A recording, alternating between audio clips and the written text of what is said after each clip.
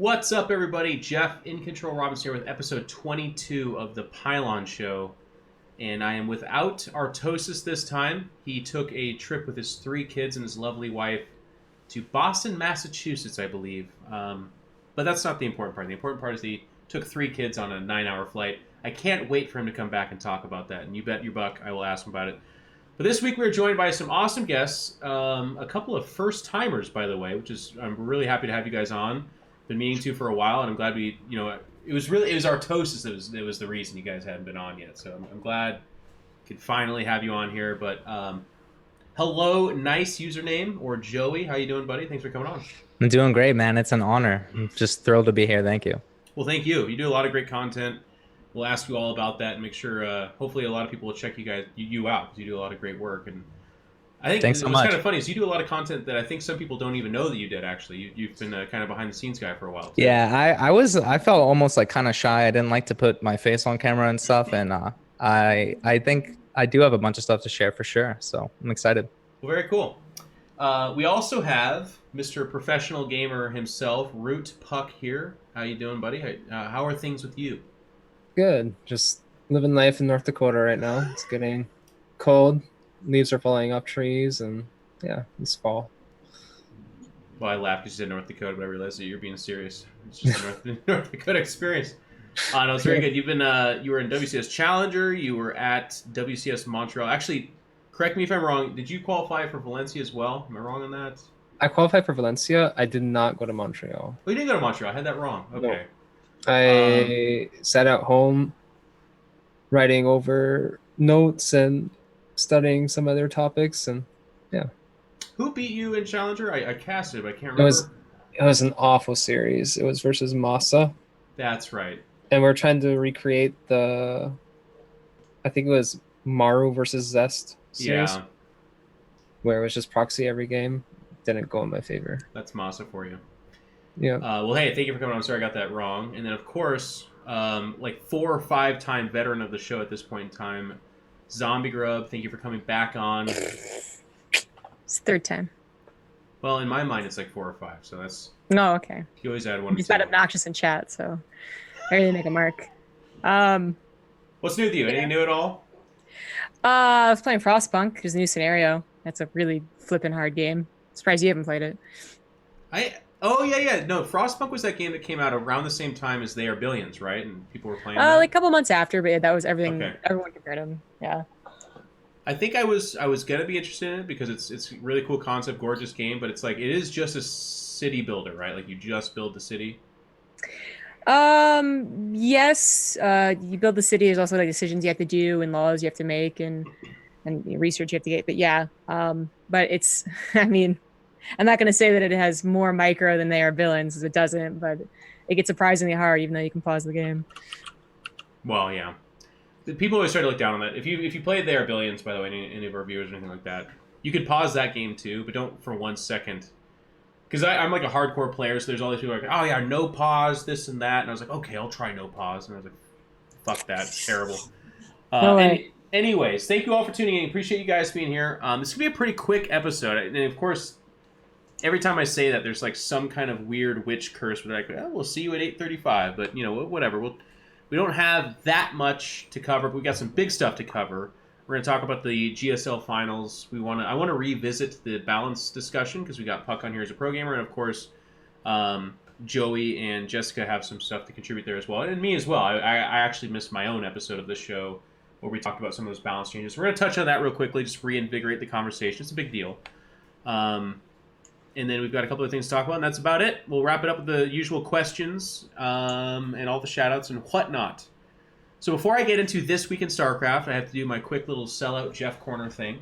I do want to give a shout-out to our partners, Matcherino, where what is the code today, Cobra? I know we have a code. He's desperately pulling it up. I always put him on the spot like this. Ahoy. AHOY. Just one word, Ahoy. If you go to Matcherino/ThePylonShow or something along those lines, if you just look for it, there is a prize pool.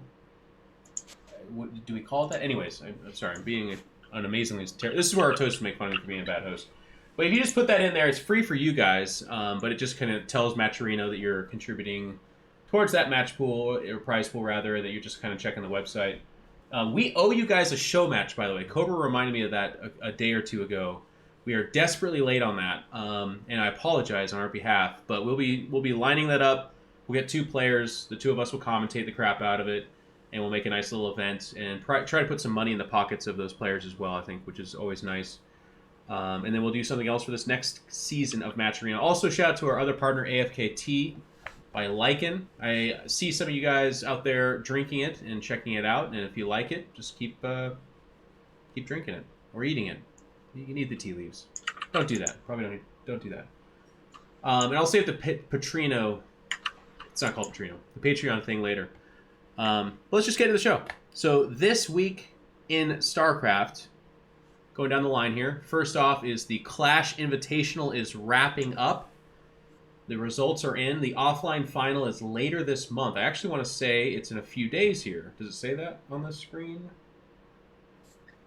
End date 9/23. Okay, so a few more days. And then there's an offline final. Have you guys watched this at all? You guys checked out the Clash Invitational? Just looking at the groups, I'm kind of actually surprised to see who came out on top.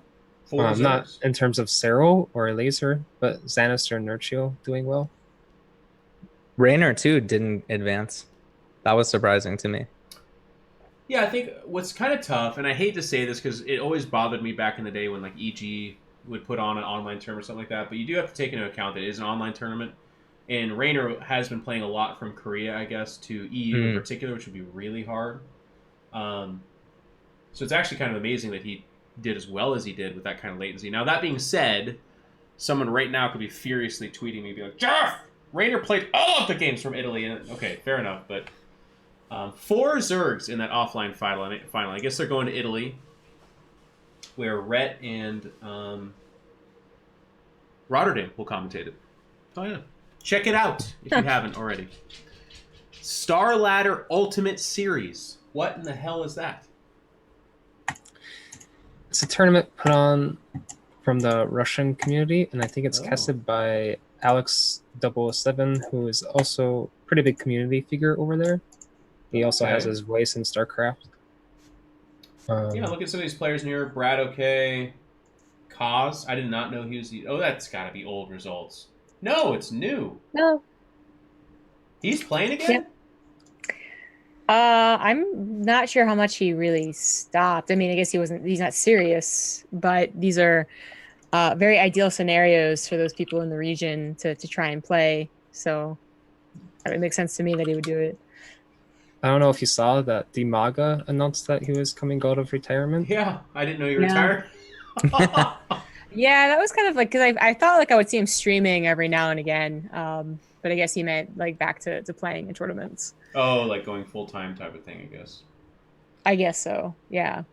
Which is cool. I mean, we had so many hype Koreans come back into the scene, and these are very old names, but it kind of sucks for them, I guess, because the Koreans were kind of, I mean, at the height of StarCraft's popularity, they were the ones playing in MLGs and getting to the round of 16s and whatnot. So like when they came back, Parting came back, and was like, oh yeah. And then unfortunately, Dimaga, Braddock, Koss are all names that you would know and be like, yes, if you were watching in like literally 2010.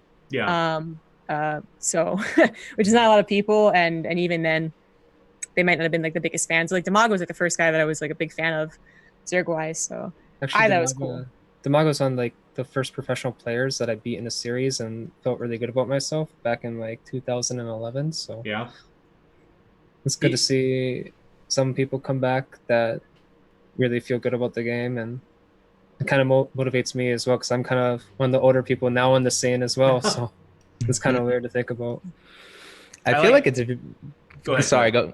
All right. It just feels so rare that people really, really quit. You know, like people come, they fade away for a bit and they come back. But like, I feel like it's not like, if you really think about it, there's a bunch of names, but at the same time, not so many that really are just gone forever and you'll never see them again. Yeah. They have to get like actual quote unquote like actual jobs, like full-time careers. Yeah, I that feel are like fully- Husky kind of set the bar. Like if you want to quit, you gotta go delete all your videos. That's how you really tell everybody. I that you're mean, done. did he set that bar? I'm kidding a little bit, but like it takes something kind of. It almost feels like you got to be so drastic to cut ties or something. I don't know. Well, to your Yeah. point, I think like Idra's probably the more relevant example, almost even like he went to school, like Zombie Grub's saying, and Yeah. basically also did not enjoy playing the game in the way that he was kind of only allowed to play it, basically. By his own admission, too. I'm not like making him a victim or something like that. He was a competitive guy, loved Brood War, transitioned to Starcraft 2, didn't like it, and then kind of burnt out. But some of these other ones are kind of funny. It's like a Stefano, right? He retired. No, I mean, in no way, shape, or form was that a retirement. Right. And some of these guys, like Snoot for next year, I actually was saying this behind this in the caster green room. I'll say it right now on the show. I bet we see a ton of Snoot next year, and he might even have some better performances.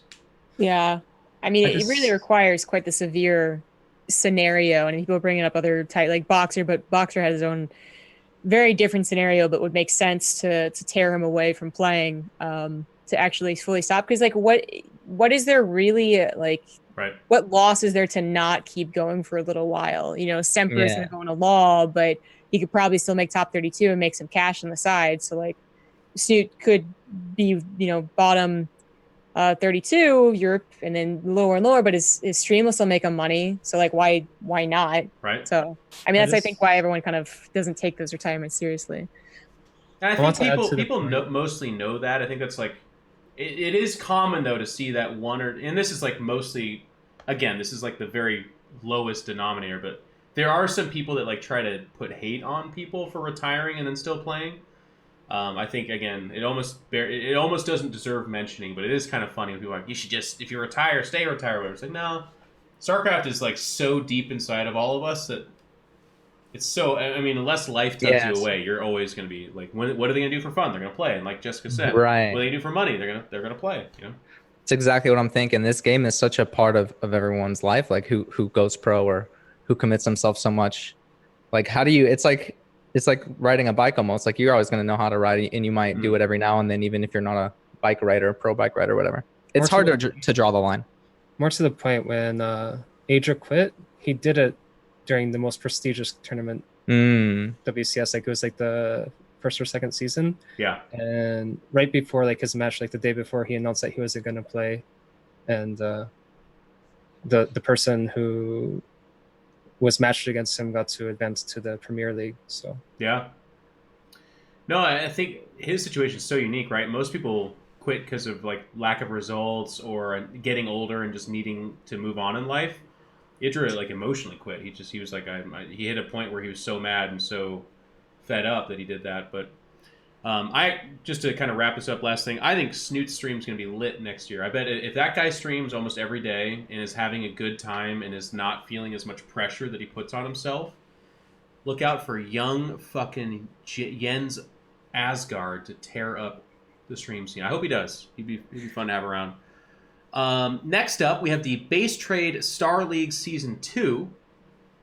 And look at Cobra on top of it. We got this beautiful little picture here. Go back to the... There. Thank you. Apparently sponsored by MeUndies. That's what I really... And you know what? In future years, I'll have Cobra be able to enhance closer on that. And then we'll have a prepared picture. Well, you got the right idea. Of either Ravi or Rifkin in MeUndies underwear. That's what I want. I'll work on doing Photoshop ahead of time next time for stuff Thank like you, that. Cobra. I'll let you out of your dungeon if you do, I promise. Anyways, good on them. Joking aside, they got some sponsorships, and this has been nice. But you guys have any experience with the Star League? I have to admit, I typically don't watch online stuff, but this looks pretty cool. Well, I won the NA portion, which is pretty cool. You won the NA portion? Yep. Oh, of course. I knew that. That's why we have you here. Yeah. Yep. Yep.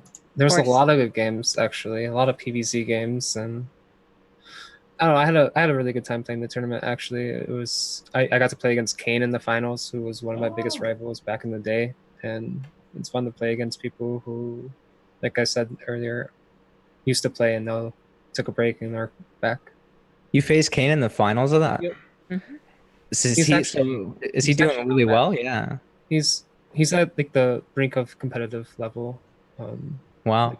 Yeah. bottom tier. So, but that's still pretty good compared to like all the other people still trying to break into being competitive. So, Did you? You were kind of laughing there. Just did you cast this? Is that what, or did you? You've cast the I didn't previous ones? cast the finals. I cast every now and again. I cast BTSL, Ah, but okay. I watched it. But yeah, I just the. I mean, there's things I could talk about, but maybe just instead, like not like make this a whole talking point. But it's a really cool like tournament. You know, there's the first season had an offline playoff. This time it's not so much happening. Hmm. It took a long time to get the cross server finals finally like fit because the NA was like much later than Korea and Europe. But yeah, the way that like Rifkin wanted to do it because he was just like, you know, fuck it to seeding was just FFAs. I also really liked how the NA Okay. portion was organized. Like, it was set up so that each single we played like 3 days in a row, I want to say, and each time we had like time to prepare for our opponent. Yeah. They got I mean, Puck could also say this, but and Rifkin's in chat as well. But like they the scheduling was so hard for the NA guys that it wasn't so much like a I don't think anyways, since everyone wants to correct me, but like it wasn't so much like oh it's a new experiment. It was just like, well, they only agreed to play like one match a day. So it turned into a weird GSL group style as opposed to if you watch like Europe or Korea, it was exactly like if you're watching GSL, 4 players in a group for that day. Well, the untold story that just to put this out there again for the people that do put on these tournaments, your Ravi's based, your Rifkins, all you guys have done some stuff, and Puck can attest to this. Organizing players to play matches is one of the most frustrating, stupid, and dumbest. It's one of the dumbest things you can do in your entire life. Players are not kittens; they are lobotomized kittens with their tails on fire, and it's incredibly difficult to corral them and get them to one place. That's very true. And when you have to deal with server stuff, what my favorite part is like when you put on an online tournament, there's what the people see, which is like this match is pretty cool and the caster's doing a good job, and oh wow, that result's shocking. But what they're not seeing is the player being like, ugh, 117 ping, lol, my face win, ugh, this is so stupid. Can I just play Protoss? Says like Thermal or something like that. It's like, and then the organizer has to like kind of appease them but quiet them down, and then one player takes it too far. And anyways, shout out to you tournament organizers. Thank you guys. It can be quite a task, and some regions are better than others. But anyways, I guess like I kind of slid it in there, but it was the most interesting I guess about base trades. Star League is that it is the round of 8 is determined by an FFA, like the seeding for it, which Different. is kind of a funny thing for the first season because it was also offline and we had like some backstabs and people being really dumb. Basically, they tried to backstab and then they failed, and it was just them being stupid. God. But it's I think initially it was kind of more of a fun thing, but now I don't know. Players didn't really get up in arms as much as maybe I was expecting or people were expecting. I don't know, Puck, if you're totally okay with this, or you wish that it was just a regular seating. Some of my favorite games are literally free for all. So I'm a player that likes to survive as much as possible and bring games back, and free for all is a great format for that. So Yeah. Okay. Well, I don't mind it. I think that's as long as it's just seeding and silliness like that, and I think because it's equally fucked up for everyone. It'd be weird if there's one player who's like, oh, well, it turns out my entire career is based around winning free-for-alls, and be like, well, that sucks, and that would be interesting. I guess I would almost compare it to CSGO, where I don't think they do it in all their pro leagues, but maybe they do. They actually determine, like, map either CT or T based off of a knife round, which for, I guess, a lot of people that don't watch CSGO, they might not know how fucking silly that is. It's like ARAM. It's just random. You can be the best players in the world, but no one's the best knifer in the world or whatever. So it just ends up being it's random. Is basically what happens. Kind of like a free for all, I guess. it's also no GSL. Like when you give opportunity for weaker players to make it far in tournaments, they generally get a huge confidence boost and continue to perform off of it. So it'll be really good for some players if it happens that we see the 6.5K player in the finals of said tournament versus Cyril or something. Yeah. And then for some odd reason, their style just somehow does mesh well with Cyril, and they bring it to a 2-3 or something, or even beat them. That'd be pretty insane. Look at you daring to dream. I like that, Puck. Keep that optimism. Because Sarah would just destroy them. You know that. Yeah, I know. But Next you never up, know. well, we do know. That's what I'm saying. Wardy TV is doing a summer championship, and Wardy is, if anything, very organized. Holy shit! Mhm. I don't know if Cobra's showing you all these graphics I'm seeing, but I'm seeing like website pages, Wikipedia pages. There you go. Was this already played as well? Am I in the past on all of this stuff? I guess I should have been. The Summer Well, it's Championship. being played. It's mostly played out, I guess. Well, get your asses on there. It ends today. It says it ended today. Next week is championship round. Right. There you go. It's not too late. You guys can check it out. So hold that page right there, Cobra. That's one they should be looking at. So there's the players. There's how you find it. Check it out. Wardy's put on some good stuff, though. It's been fun seeing Wardy collaborating with Base Trade as well. The two of them have been commentating a lot together, and those are two of the bigger kind of tournament organizers, I would say, in our scene right now, and it's nice that there's a lot of that kind of content out there. I got to do a better job watching it. In fact, there's too much of it, though, is what I would say. There's just too much Starcraft fluttering around. Too much Starcraft at the end of the season. It is hard. I recently this year picked up like more of a full-time job and like just a regular lifestyle, and it is actually amazing. I didn't realize just how much being a functional adult and Starcraft fan can collide. It can be hard. It's funny though because you need that, right? Like if there's not too much Starcraft, like more than you can watch, then it immediately falls out into this category of like, well, it's dead. It's there's nothing going on. There has to be too much. Otherwise, you're not wrong. People still say that. You're right. Yeah, but oh, that's a good picture there, Cobra. Keep that one actually. Yep. Okay, next up, the Banshee tournament number 4 just happened, and I have no idea how we got this picture here, Zombie, but there it is. Just a moment of you in sheer. It's perfect. Well, tell us about it. You're the one that helps put this on.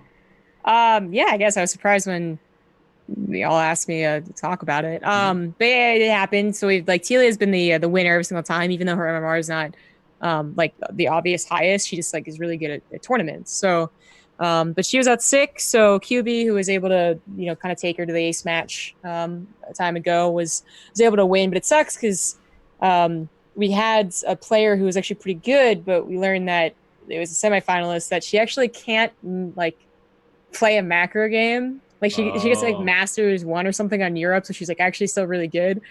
But then she can't play a macro game because her computer's that bad. Oh shit. So all she did was 13-12 against QB, and QB's like knows exactly how she plays, and it was kind of a silly series, and it's too bad because otherwise All Said is her name was like actually really good. And I guess she can't like receive money that easily because I was like, hey, you got some cash? And then she was like, I can't take PayPal. And I was like, well, there's check options on Matcherino. It's a great website. And then she just nothing. So what? So that kind of sucks. sucks. PayPal? Like, where is she from? Yeah, it's something. Well, I want to say she's Russian Ukrainian, but I don't know exactly. And I don't know if she just thought that it was chump change. It actually ended up being like $50. What's the handle? So it's right. Well, I raised the prize pool from the initial because like so many people donated. But now the base prize is $125, something like that, $120, I think. But then with like a cap of like $260 and $20 goes to the admin. So, like first gets 100 something, second gets 60. I don't know, something like that. And almost always it gets capped out. So that's so cool. Yeah, it's cool. And then the next Banshee tournament for anyone watching who wants to watch, or I guess if you're a woman want to play, that's in a week and a half, every 2 weeks, unless I'm traveling. So there you go.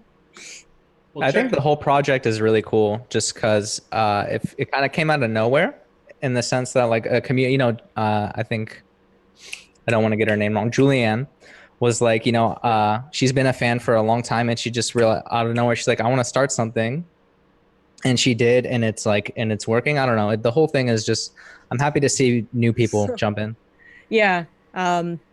I don't know. It feels so like petty almost, I guess, to like keep clarifying to people, especially because some people just like they know, but they just want to generalize. But it's this. I feel like the need to explain that I was the one that wanted to do the tournaments, and I just cared about the Oh, Banshees. see, I'm glad you said that because So, I didn't really get that. yeah, and I even got dragged into some hashtag drama for the first one because someone didn't like someone and they thought that they were doing it, and I was like, no, I'm actually the tournament organizer, so I don't know if you have beef with me or not. But anyways, there you go.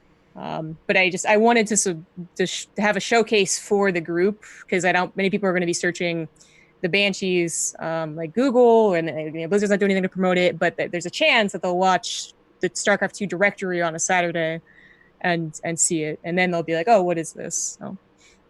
Very cool. Well, help get the word out and check it out. I think I've actually I've been really surprised if you do look at the StarCraft 2 directory. There's actually quite a few, and I don't know that they're good enough necessarily to compete, but I would encourage them to try, or if people know them, maybe encourage them as well. But there's quite a few female streamers of StarCraft as well that like I had no idea were playing this game at all. But there's a number of them, and then they do like I've seen a bunch of different stuff that they're doing as well. They're not just like ladder grinding or something like that. They're just different StarCraft people. We had a ES Champ put on a talk show. They do that, and like we talked about, there was specifically a woman in StarCraft 2 talk show that happened like I guess around 2 weeks ago.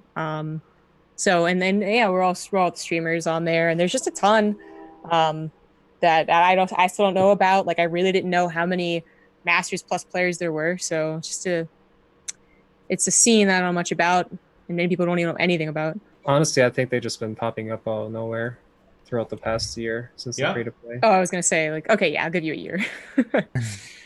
It's been amazing how good that's been for the game. There's just a lot of new people coming in general anyways.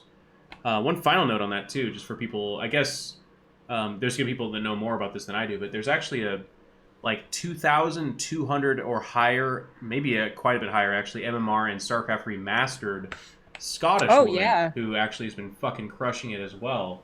And she's legitimately very good. Yeah. She's actually in Korea. She like studies Korean and will like chat with some of the basically pros that play and have at yous. And she's just really, really good. Do you remember her name? I was just blanking on what exactly it was.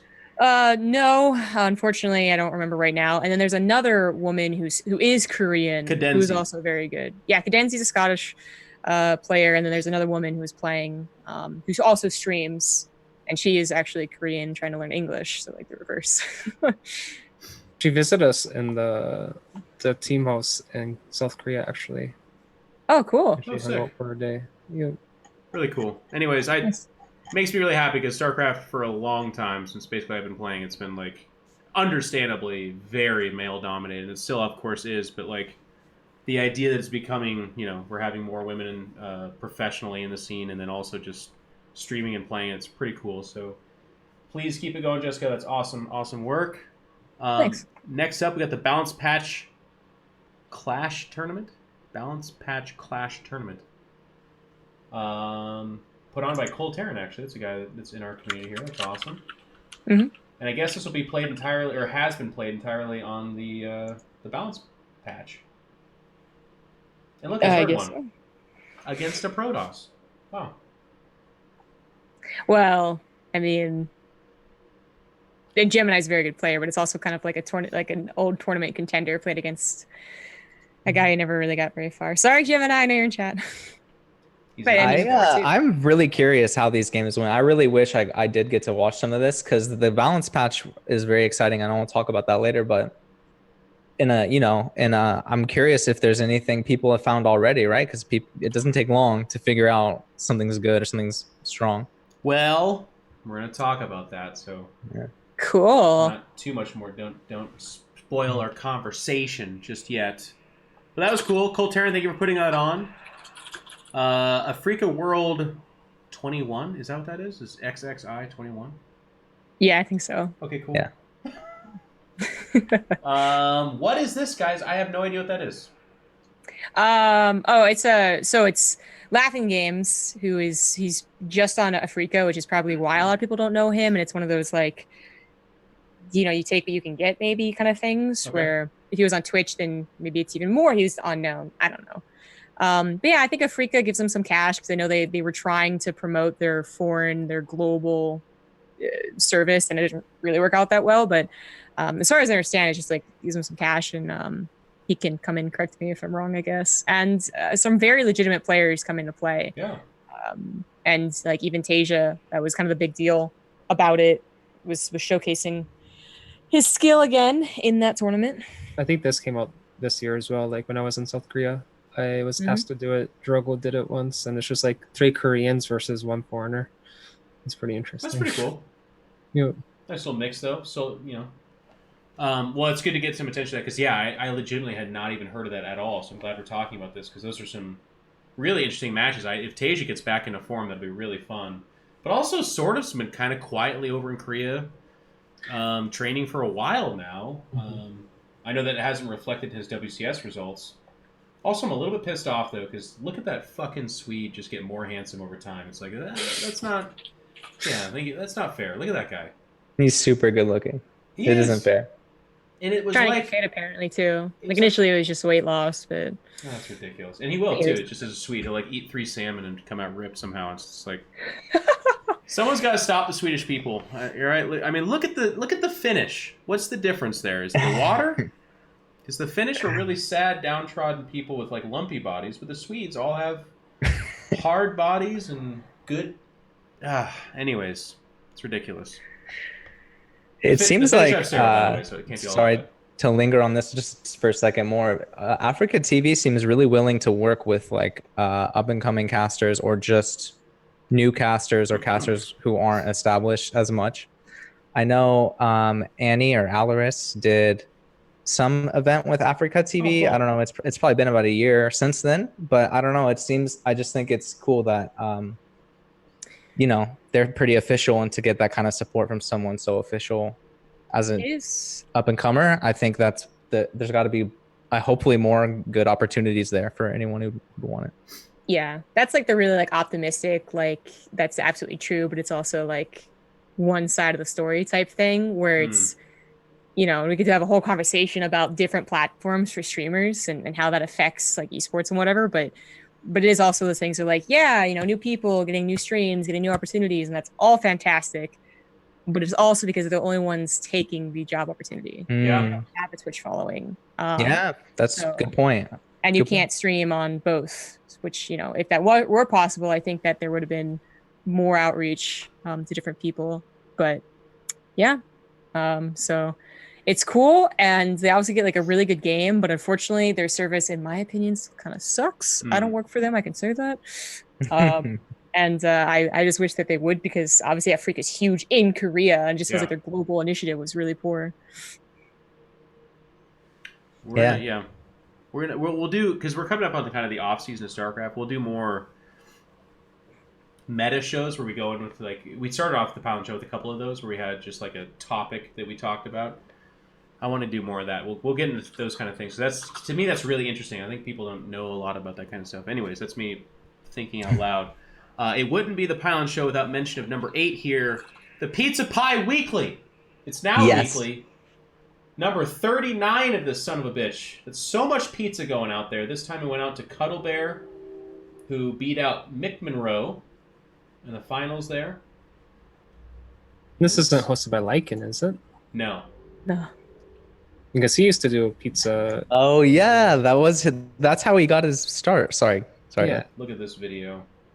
Sucking all the frames out of my show to show you guys. Zerg absolutely just obliterating this, but this is like one of my favorite things. This is like a shot of Mick Monroe winning, but he loses the series. So who selected this clip, Cobra? They do this in WCS too sometimes. They're like, on his way to victory, but it'll like show Snoop beating someone, but then it'll be like, but he lost 1-2 in the series. Like, anyways, that's pretty cool. It's just, it's the same thing.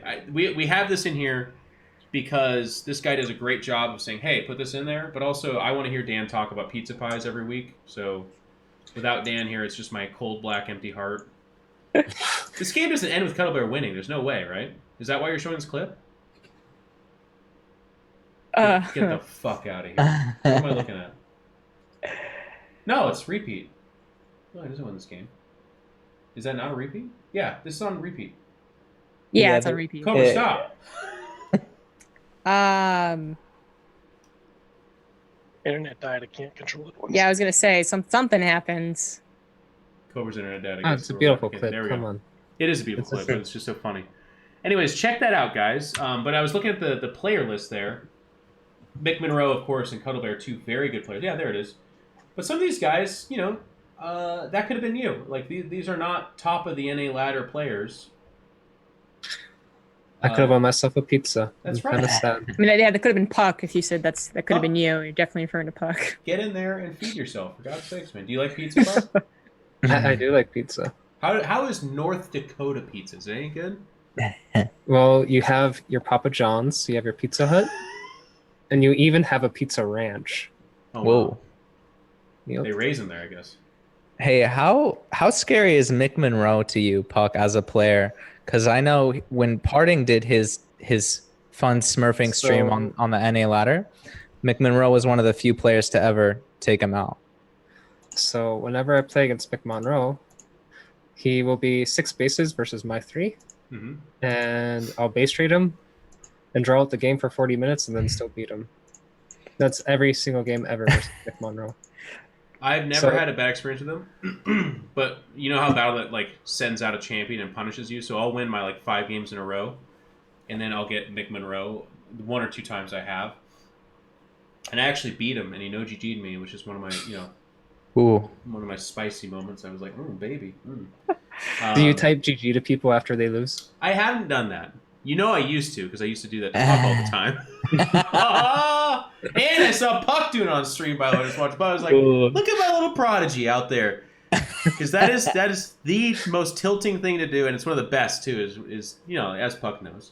But no, I didn't. But then people explained to me the history of Mick Monroe, and he's apparently a... I have this thing. I love it. And it's probably because I was basically raised on the internet, but whenever you can see someone's picture and they're a rager... It's really weird. I get so much pleasure out of it. It's so weird to me because their pictures never like. If you're a severe rager, you don't take a picture of like, you know, I hate people. It's never like that. It's like them playing catch with like their brother in the backyard, and they're like, "Hey, thumbs up, dude. Everything's great." And then they'll be like, "Fuck you. I hate you. You suck." And you like, but you look at their picture, and it's such a huge juxtaposition. Mick Monroe is one of the funniest. It's just like. That guy could have been walking out of any Spencer's in any Midtown mall I've ever seen in my life, just put his glasses on, removed his like Oakland A's ball cap, and was like, and they're like, "Hey, Mick Monroe, take a picture." And he's like, "Sure thing, boss." But he's a rager. He's a very angry guy, and I got that history kind of read out to me, so I loved it. And the best part too. Here's the thing: when I was a full-time like pro gamer, not very good.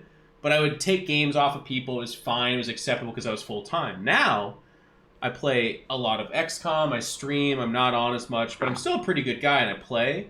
There is nothing that pisses off these NA semi-pros and like low-tier pros than the odd 1 or 2 game where lowly old in control, that old curmudgeon-y, you know, block off the old cheddar comes in and just wins 1 game. Some of the things I get from these guys, it's not because they can't go full rage. They're not like, "I hope you get cancer and die in a fire." They don't say that. They just kind of go like, "Jesus fucking Christ," and they're saying it to themselves, you know it. Then they just like leave the game, and I'm like, "Ha ha ha! Still got it." Yeah. I honestly think I have a lot of my career to thank to you in control because back in the day, back in 2011, you're the first professional I beat on ladder. See? And there's a lot of people with that story. I gave out a lot of those games. Yeah, no, Puck and I did a lot of battles. Good times back then. But by the way, this is not hate on Mick Monroe. He's a frustrated guy. But by the way, in just this week in Starcraft, I saw his name pop up like 5 times. Kid's out there grinding, and he's trying to do something with himself. So yeah, you gotta respect the passion. Respect the passion. And he's a rager, but he's not like a mega toxic guy or something like that. I don't think so. It's fine. It's all in good fun. Hopefully he has good humor about it. Anytime I ever talk to him, he's been super cool, but it's always off ladder. So there you go. Okay. Next up, we have upcoming tournaments. I think we have a page for this or something? What do we got? Wait, you see what There's Coach a got here? lot going on here. Yeah, Oh, you it's want just to Tournaments General. shotgun it or GSL Super Tournament. That's in 8 days, so a week from tomorrow. By the way, just a funny aside, can we all just have this inside joke, by the way? Every time Artosis talks about time and dates and how it's always from Korean perspective. Jeez Louise. Yeah. The Thermi Cup, I don't know what that is. Is it literally... it's Euthermal's tournament. It's literally euthermal, yeah. Yeah. Has he done Yeah, this he's before? hosting a Leon party. He talked about it on the show last week. Wow. He hosted one before. He's putting on an offline tournament. Is Rotterdam going to be there? Oh, wait, that's the same time as Clash. I assume, yeah, he would have if he wasn't busy. You got to be kidding me. It's like the one Dutch tournament of the year, and it's at the exact time that Rotterdam can't make it. Just look at all this money given out to pro gamers right now.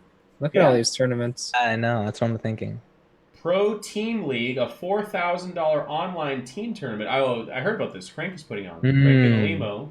Yeah. And these are teams just kind of put together. Yeah. Olimo. Oh. Olimo? Did I say it wrong? Holy moly. Olimo. It's okay. It's kind of my thing, though. When I say things incorrectly, that's kind of my charm. You expect it. Very cool. These are some top-tier players. Any foreigners in there? I don't think so, right?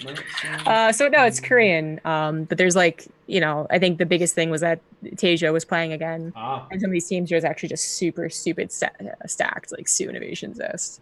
Yeah. If Innovation was not being bad this year. Okay, well, Innovation's bad is still pretty incredible. No, It really is fun. It's crazy stacked though. Like, just to underline what you said, it is top tier games to be played on that stream. So I'm excited. Look at that list. Look how Terran heavy it is too. That's so funny about Korea, right? Like any tournament in Europe or North America, Terrans are like the weird black swan. And you're like, oh wow, look at that. There's one there. But in Korean terms, it's like that team's 2 out of 3 Korean Terran. It's just it's great. You already know what they're gonna do. They're always gonna proxy you. Oh, duh. If you're Imagine Protoss, that. for sure. Yeah. Terran, like 40% of the time. That's been funny, by the way. We'll talk. Well, Proxying? Yeah, it's been really. I proxy a robo the second I scout it, and I win like 75% of my games by just walking one immortal at them every time. Interesting. It My is favorite. really strong. I did it to Nathanius 2 days ago, and he was really upset because of how cheesy proxy Protoss was, and I was like, "Bitch." Well, you don't understand. It's the proxied only me. way you can win. I know. Terran players, I want to create like a weird trap where I like pose as another Terran player and I bring them together to complain, and then at the end of the day I like rip off my mask. It's like, no, I'm a Protoss player. They're like, no. Really Oh fun. man. Terran catfishing. Terran catfishing. Yeah, that's actually what that is. MTV. General stuff. Oh no, wait, sorry. There's one more thing on the screen here. Scion Competitive Tournament Series #1. Oh, we're talking about. Nope, that's Legacy of Void. Okay, this happened as well. Is there a prize pool for this? I don't think so, because Groovy Man won. Oh, this was a mod. They have a really heavily modded version of Starcraft 2 here. There you go. Is there any incentive to play? Like, I would hope money. Let me click Pride on in this. yourself. Not sure. I don't think there is. I like Puck. It looks like it's on Jay Barino's channel. Jay Barino is actually one of the.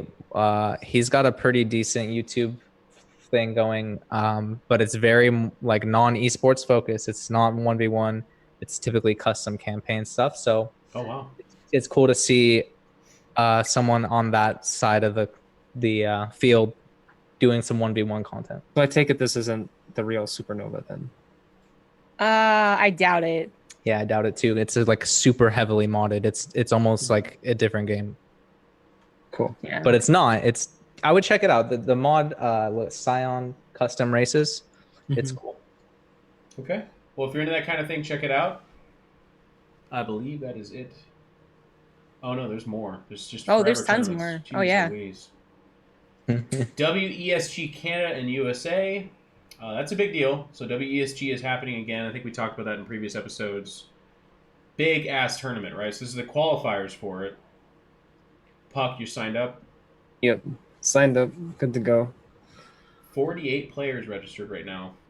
That's it. You'd be surprised how long that can take with 48 players Oh sometimes. yeah. I'm not saying it won't take long. I'm just kind of. It's funny because I know in the off season we kind of complain about there not being much StarCraft, but North American guys, get out there, play this thing. WSG's got like crazy, hilarious money too. Yes, it does. Was it WSG that years ago Combat X fucking qualified for through Canada or whatever it was? Possible? I mean, I'm not certain. It Or was sounds that familiar. WCG? That might have been WCG. I think that was Yeah, it was WCG. That sounds right. yeah. Anyways, this is kind of the same thing, though, to be honest with you guys. Like, it's just weird, flies below the radar, but if you have a good weekend, all of a sudden you're competing for like $100,000 just out of nowhere. And they set you up to really have the possibility of making money. Like they take quite a few players in to go, so it's not just one player that qualifies. I think there's like 3 or 4, which is Louise. a pretty good opportunity for even your 6K player from an A to potentially have that one tournament where they qualify for something. That's right. Oh. I'm going to tell Rotterdam to sign up for that. That guy needs to play. He's actually like good enough that... Yeah. He would be if his region wasn't already so stacked. Yeah. Like if he was in, I don't know, Calcutta, then yes. Send them to Australia. I apologize to all the people from Calcutta that are listening to this thing. My bad. I didn't mean to be so mean about that. Ting Open Season 5 being put on by Base Trade here. Always a long-lasting tournament. Ting's been really awesome, right? They sponsor NIE. They started off sponsoring Base Trade TV so long ago, and they bringing it back for another season. Really cool. Cobra posted the notes in the chat. Alessandra there can help as well, but if you're looking for links to this directly and you're not familiar with where this is coming from, you can click on that link there. But any of those, and I'm seeing a lot of these pro players in the chat, by the way. You better be signing up for this shit. This is, it's not going to always be like this, but take advantage of it while you can. Oh my god, there's more tournaments. Of course there are. Epic LAN UK LAN Party. Up to $1,000 plus tickets to the next one. Friday, the 12th of October. That's offline though, right? I think Yes. so. This is what Yeah. Wardy goes to and gets rowdy with his UK buddies. Yeah, every year, if you follow Wardy on Snapchat, you will get some quality dancing moves from Risky wow. and Hearthstone. Yeah, your favorite European GM players. And Epic Land, it just seems like it's the UK event. All the UK people like to show up, and it's cool they do that. What's the other UK LAN that they do? You guess what I'm talking about? It's a big series. Not Insomnia or something like that. It's called something else. I know what can't you're think talking about, but I can't think of it off the top of my head. I can't remember. It doesn't have StarCraft out, so fuck them. But, you know, it's another big... Oh, okay. And Home Story Cup, whatever that number is, just got announced. 18. Thank you, Jessica. It's going to be November 22nd through 25. They got sponsored by eBay. It's $25,000 prize pool, which, if you're hearing that, you're like, that's not... whatever, the international is 17 million. I know, but for Home Story Cup, that is big money for them. Typically, they get some of the most stacked freaking lineups I've ever seen for a $10,000 prize pool. But they're able to go above and beyond here, and that's really, really awesome. It's, of course, one of the highlights of the year. It's very fun, and one of the biggest announcements for me is that Zombie Grub will be in attendance of this one, which means... Whoa, man. Drunk Jessica on stream. Yeah. I mean, I'm not casting. I mean, they probably are going to ask me because they ask everyone to cast, but You'll be cat. Yeah, I mean, I'm not going to invite it out there, but it's you're going to be quite a party. Yeah, it's going to be a sick party. It's really fun. This one is the Christmas one, which is, unfortunately, of the years that have happened, this is one of the only ones I miss because it's usually around some holiday or another. I think this actually Thanksgiving. It is Thanksgiving, yeah, but Yep. We'll see. I might still be going, and it's just always a good time. So make sure to check that out, of course. Everyone will. It's always fun to advertise something like that because I'm like, check it out. People are like, you know what? Because that control guy said to check it out. I guess I'll give it a look. We're all watching. The Winter Home Story Cup has always had like a special place in my heart, I guess, for just like you were saying, because it is winter or Christmas time and everyone's traveling, everyone's with their family. So I just have, you know, good memories of like sitting in my parents' bedroom tucked away and wherever I could find with my laptop, just enjoying what I like to enjoy, you know, out of town, got my Starcraft. That's all I need. So yeah, it's just Home Story Cup, like you said, best event of the year or one of the best events of the year. And it's just really exciting. I can't wait. If I do go, I will try to get Zombie Grove to go shot for shot with me, and we'll see if my double the body weight can hold its own. We'll see. We'll see what happens. Sounds good. Usually, I target people that weigh about half as much as I do, and then I say, "Let's go. Let's drink as much as I do," and we'll see what happens. Is there more tournaments, Cobra? Fuck me. No. SCV Rush. Oh, there is. There's more. What? Yeah, it's never ending. Oh my. Oh, that's the last one. That's the last one. That's the last one. Okay. Now we are into general stuff. What is this week in StarCraft if not general stuff? Anyways, incoming transmission from some guy named Nice Username. He's going to be interviewing Penguin and soon Funka. Yes, Joey, I am. You seem like an expert on this type of content. Why don't you tell us about it? Well, I'm not. I just kind of dove into this. I have no formal experience doing interviews or anything. I just did it because I like to. But particularly these episodes, I did Penguins last night. It was good. I thought it was good. That'll be up Friday to check out. If you know Penguin, he has done a lot of casting and has been around for a long time doing important things. Really nice interviews based off of JP's, what was it called? Real Talk, yeah. Real Super Talk. Inspired by JP's stuff. I know I even convinced In Control to sit with me once, and I repeated so many questions from JP's thing on accident just because I was so inspired by it. Oh, okay. And then Funka, yeah. Hopefully you all know who Funka is. Amazing community member from France and O Gaming, and would love to line things up with him, but we have yet to do so. Cobra, before we transition away from this, show them the Artosis Love StarCraft video. I'm sure you guys talked about this at some point, but Joey, I felt so bad. So I really wish Dan was here for this particularly, just because like his reaction was not what I had hoped for. I feel like he was a little embarrassed. He was embarrassed, like for sure. That's what. And I felt real bad. I mean, I guess I wanted him to laugh a little bit, not be like shaming. Like it felt like not like slut shaming, but like gaming shaming or something. Like I was shaming. Yeah, and I didn't want to like straight up embarrass him, but I mean he was a good sport, I think, and I think that video got a better reception on my channel than many others have in a while, so I'm pleased with that, of course. And I am working on more fun, silly things, not always serious talk show content, because I know the fun stuff is just more fun and it tends to do better on my channel. Well, we'll have you back on. We'll put Dan through the gridiron and you respond to it.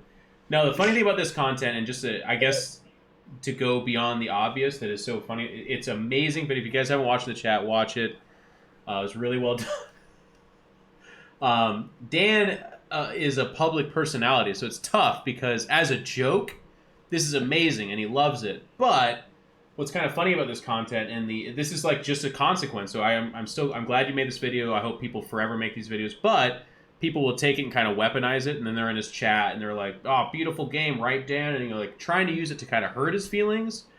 And a lot of times when you're a streamer or someone that faces the public a lot, you can have thick skin, but after a while, you're like, "Hey, fuck off, dude." So sensitive. At the end of the last Pylon show, there was a section or something where Artosis started saying like, I really love StarCraft, blah, blah, blah. I love the game. And people started clipping it and sending it to me like, yo, like do it again. Like, and I like legitimately felt bad. I'm like, guys, we can't just make fun of him forever with the same joke. Don't do that. Like it'll be annoying. So rage shaming is a serious issue, Joey. But it's just like, there's a fine line to walk, Anyway, check out my videos. No, it's a good joke, great video. Like I said, and I'm glad you did it. And Dan is, of course, like, he's embarrassed because it's someone taking kind of his worst moment here and making a whole video. Yeah, but like his stream is amazing. His stream is so good. If you don't watch Artosis' stream, you are missing out for sure. It's great content. On Twitch, actually. Yeah, but it's the best stream on Twitch because of how fucking salty he is. And I just sitting there, I giggle the whole time. Anyways, he loves it. We'll have him back. We'll have him back on here. We'll have you on here to. Awesome. have that funny, awkward moment that I'll just force because that's the power I have. Can't wait. What was next? Oh yeah, you're also doing another thing here. You have Please Pause Live. Yeah, so Cyan had me on for one of his interviewer where people were doing interviews with each other. It's one big self whatever, like patting each other on the back. Anyway, so that was nice. I just kind of chatted for an hour really casually about the things I made or the things I'm making and how I feel about content creation or that kind of thing. And it was just it's just nice. Talk about yourself. You know, someone asks you questions about yourself and you talk forever. So that was cool. Hopefully that gets put up soon. And Cyan does a bunch of other interviews if you're into interview content. Just to give you guys a quick update, we are 1 hour into the show, and we're not even fucking through this week in Starcraft, so we'll have to work on this. Holy fuck, we're going to do this last part really quick. Inside the scene with Massa, Puck, and Cham. Puck, what the hell did you do? It was essentially talking about balance, and okay. we had one of each race. It actually wasn't Cham, it was BioIce that came in to substitute for Cham. And it was hosted by ES Cham. Very cool. More content out there. Again, that's in the notes if you want to check that out. But what is that? What video was that on? Whose YouTube? It was on ES Cham. Okay. Yep. And that's another discussion on the balance patch that's coming up after BlizzCon. Check him out. He's doing a lot of great content. It's good to see what these pro gamers think. It's just interesting stuff. Crank TV interview with Stats and Solar. Crank, of course, still doing amazing content. Is that in Korean? Did anyone watch this? Or is it in English? We'll find out. We will not find out. Cobra's not going to click that. Okay. Crank stuff is traditionally always Korean. It's in Korean? Oh, it is in Korean. It says right there. Okay. Well, hey, if you speak Korean, check it out. If you don't speak Korean but have a Korean fetish and just like to watch Korean boys talk to each other. Gemini? You're not alone out there. There's a lot of people in StarCraft who like that. It's a lot of people. So. That is their kink. It's fine. To each their own. The Dutch Starcraft League is back after 5 years of international tournaments. It's going national. There you go. So if you're a Dutchie, that means you have wooden shoes, but also check that out. And then the last thing here I have is return of the ICY FAR with Pig, which is like, what does that stand for again? I cast your freaking awesome replays. How the hell do you remember that? Send emails to to eonblue95@gmail.com. It'll cast your replays. He's looking for funny ones, I think. Zerg may proxy. Oh, it's his Fun Day Monday thing. That's right. Yeah, basically. Okay. We'll check that out. Now we're on to This Week in Brood War. KSL Season 2 is announced. I believe they had a lot of people sign up for the KSL, which is really cool. We somehow skipped past that and are now looking at this. It's okay, Cobra. It's nice as like a professional that has never really followed the Brood War scene to like actually watch games and not have like the best knowledge of what's going on. You just kind of look at it from a pure mechanical perspective. Brood War is just sick. It's just one of those games where you don't have to play it, but you can enjoy watching it because it's just insanely fun. Also, it turns out that Tastosis are pretty fun to listen to. So check that out. And then what we had on screen here, and we'll go back to in a second, is the Have At You number 20 finals. Either happened or is going to happen. Starts again Sunday, September 23rd. There you go. Well, it's the final, I guess. So it happened. There's no final Have At You. But I didn't watch it, so I don't think I can contribute. Well, it starts again Sunday. Okay, so the final did happen. Spire beat Dandy 3-0. How many of these tournaments were in existence before StarCraft Remastered? Oh, remastered? I don't know. Yeah, like before. Not many. I mean, there was actually the Brood War community has always been very close. They always had like D team leagues and C and B and whatever. I don't think they really got up to A, but this is like the first time that I feel like it's somewhat public and accessible to StarCraft 2. Champ obviously being like kind of from StarCraft 2. So it's an interesting question, but like Remastered definitely brought so many people even to eyes on the community. Yeah. So Very cool. Check it out. Sham2, we love him. He's doing some more content out there as well. Shinhan Tink Pro League Final Round 2. yeah, this is one that Rapid's been casting at like I think god awful hours in Korea. This Of time course. Yeah. his stream schedule is so messed up, but it's been happening for a long time. Very, very cool. And then last but not least, well, no, just upcoming Brood War tournaments. Holy shit. Okay, so there's this. Just show them, Cobra. Just fucking flip through this thing. Now, you know what we have here? No, now you're way past it. What? This page right here. This week in Starcraft Artificial Intelligence. This, Alessander, you did this, didn't you? Guys, the Pylon Show is not going to have a segment of the show where we talk about artificial intelligence. I am making a stand against the robots right now, but here it is. There's apparently an entire artificial intelligence scene that's going on. And if you click note, Cool. yeah. That stuff is actually super exciting in the sense that when we really start to get results from it, it's going to be amazing, right? It's like the idea of it is so cool. Yeah. And the what we'll get, I'm sure, will be so cool. But the actual like building the AI, watching the AI grind out thousands of whatever it's doing, it's not too fun. It's not that exciting. I know just from toying with the map editor, which I'm not saying is the same as doing this AI stuff because it's not. But like it is work. This takes work. No, it's amazing. Yeah. Yeah. So I don't know. I want to just say I really respect these people putting in the hours to make StarCraft AI projects, and I tons of respect. Even though it's like you couldn't get more niche as a hobby. Like, what do you do? Oh, I work on a AI for a game from 2010 that I've been playing since I was, like it's super narrow focus, but I love it so much, and couldn't respect these guys more. Yes. No, it's one of those funny things. I'm that terrible base viewer that like all the robots are fumbling around, can't do much. I'm like, this is stupid. But then when they're doing like 17 billion APM and they're perfectly executing strategies and they're like winning games that haven't been played yet, I'll be like, this is pretty cool, which is I'm terrible. But no, that's I silly. think that's completely normal, actually.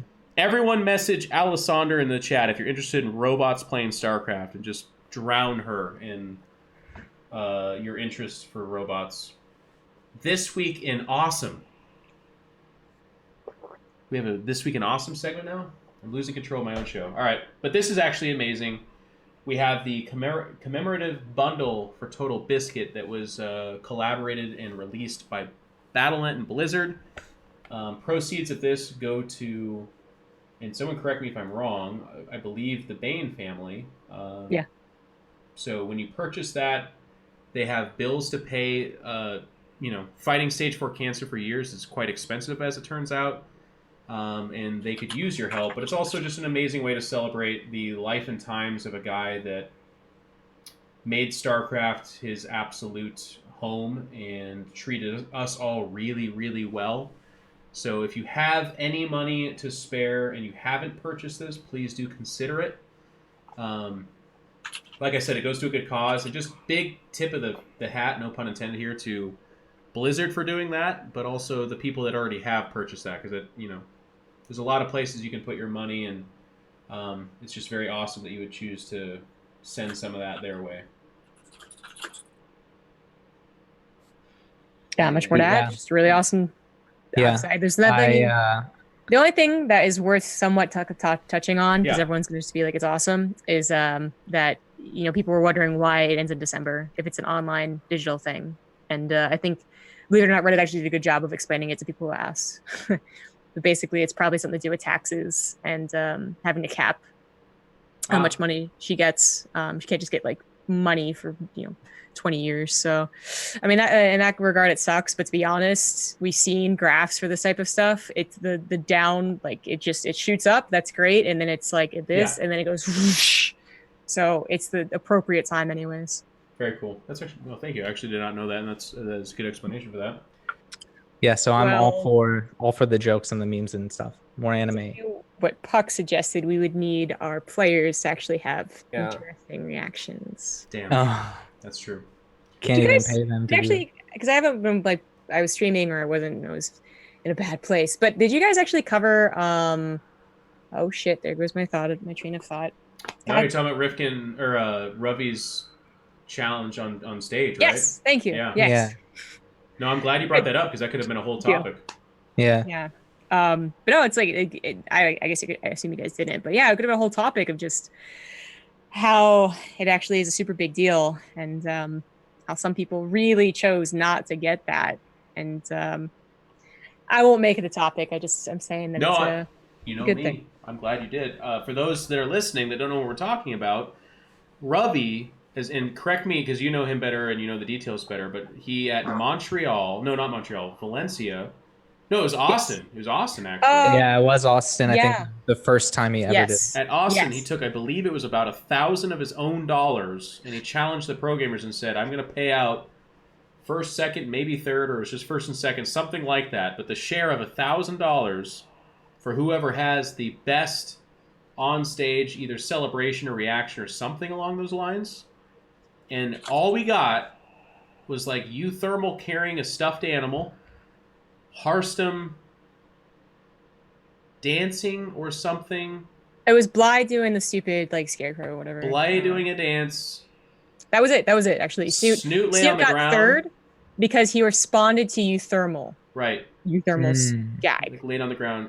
It is, and I know this is like very typical complaint by me, by the way, and you know, just take it for what it is, but it was one of the worst showings of personality I've ever seen in my life.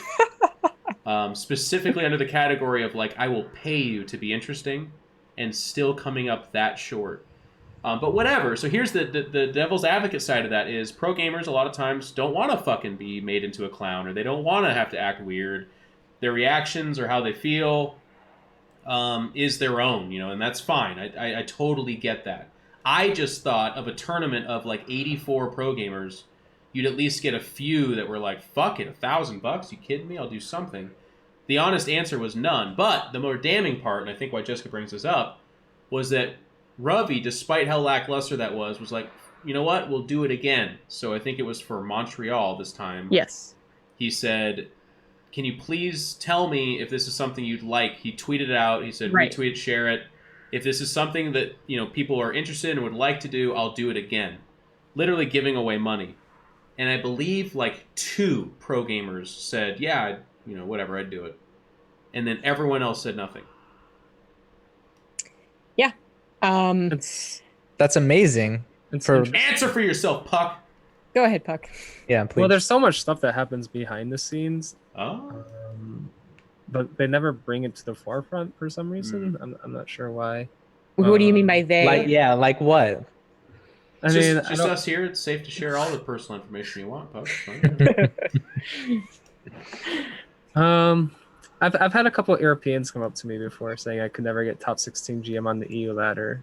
Oh. I've never played the European ladder that much, to be honest with you. But people aren't shy to like talk off of camera. Me, myself, like if I was performing well, like if I was like consistently getting top 4, like I would probably talk a little bit more. But performance comes with the ability to talk as well. So. Yeah.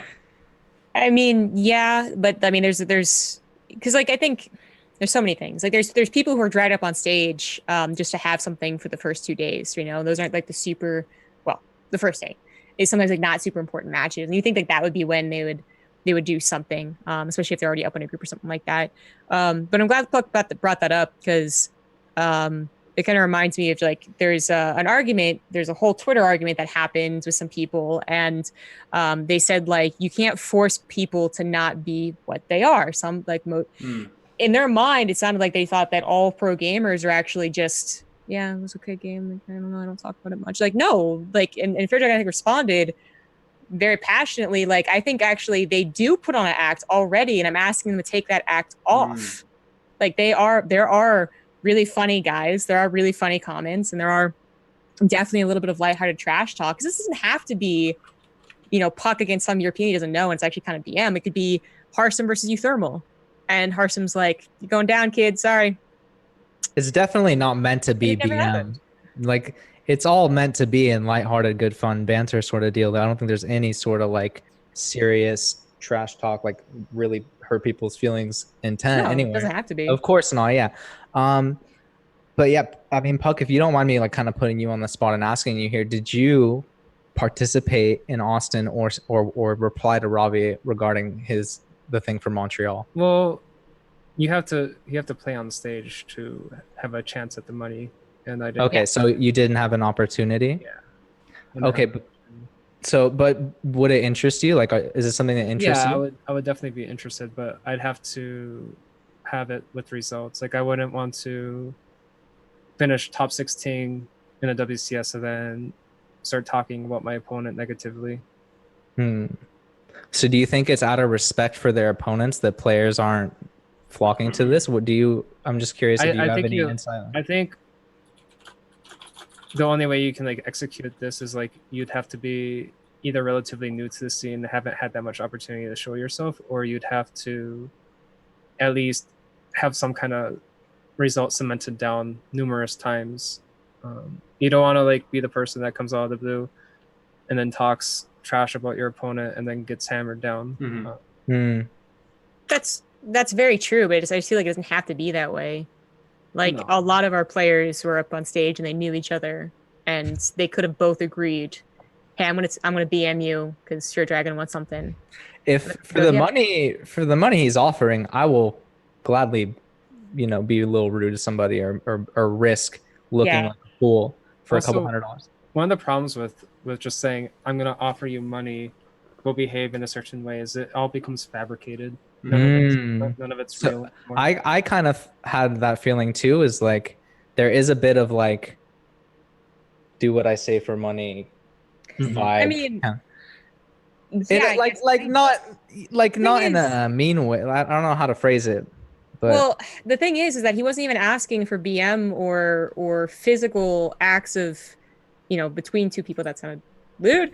Yeah. He was literally like, I feel like he even would have included Harsum's famous fucking oh my god, I did it, take off my headset, that would have been included. Oh yeah, absolutely. So I feel like that actually was maybe, that's what I was hoping for, was that people who we just are like, good job, okay, go over, they actually saw something, right? Hell, even Rainer high-fiving that cameraman. I know it was the cameraman that started it. I thought that was something, because we're talking about Melee, or talking about people who can immediately react to this very passionate game. But I know inherently StarCraft doesn't allow that. It's such a cerebral game. By the end of the game, you also kind of already knew you were going to win. Whereas fighting games can literally be the last minute. I know that's all true, but it is something that there is that element of. There has to be a balancing act, and there's nothing we can do to say pro gamers do it, and if you don't do it, then you're hurting our scene, because that's just way extreme. But it is one of those things where well, we have interviews for a reason, and we all know we suck at interviews, but we still have them because we hope that one day they do allow people to connect with the pros and learn more about them. So then what? The pros don't want to do interviews, so we say, okay, you're right, yeah, sorry, you're not gonna make them interesting anyways, guess no interviews.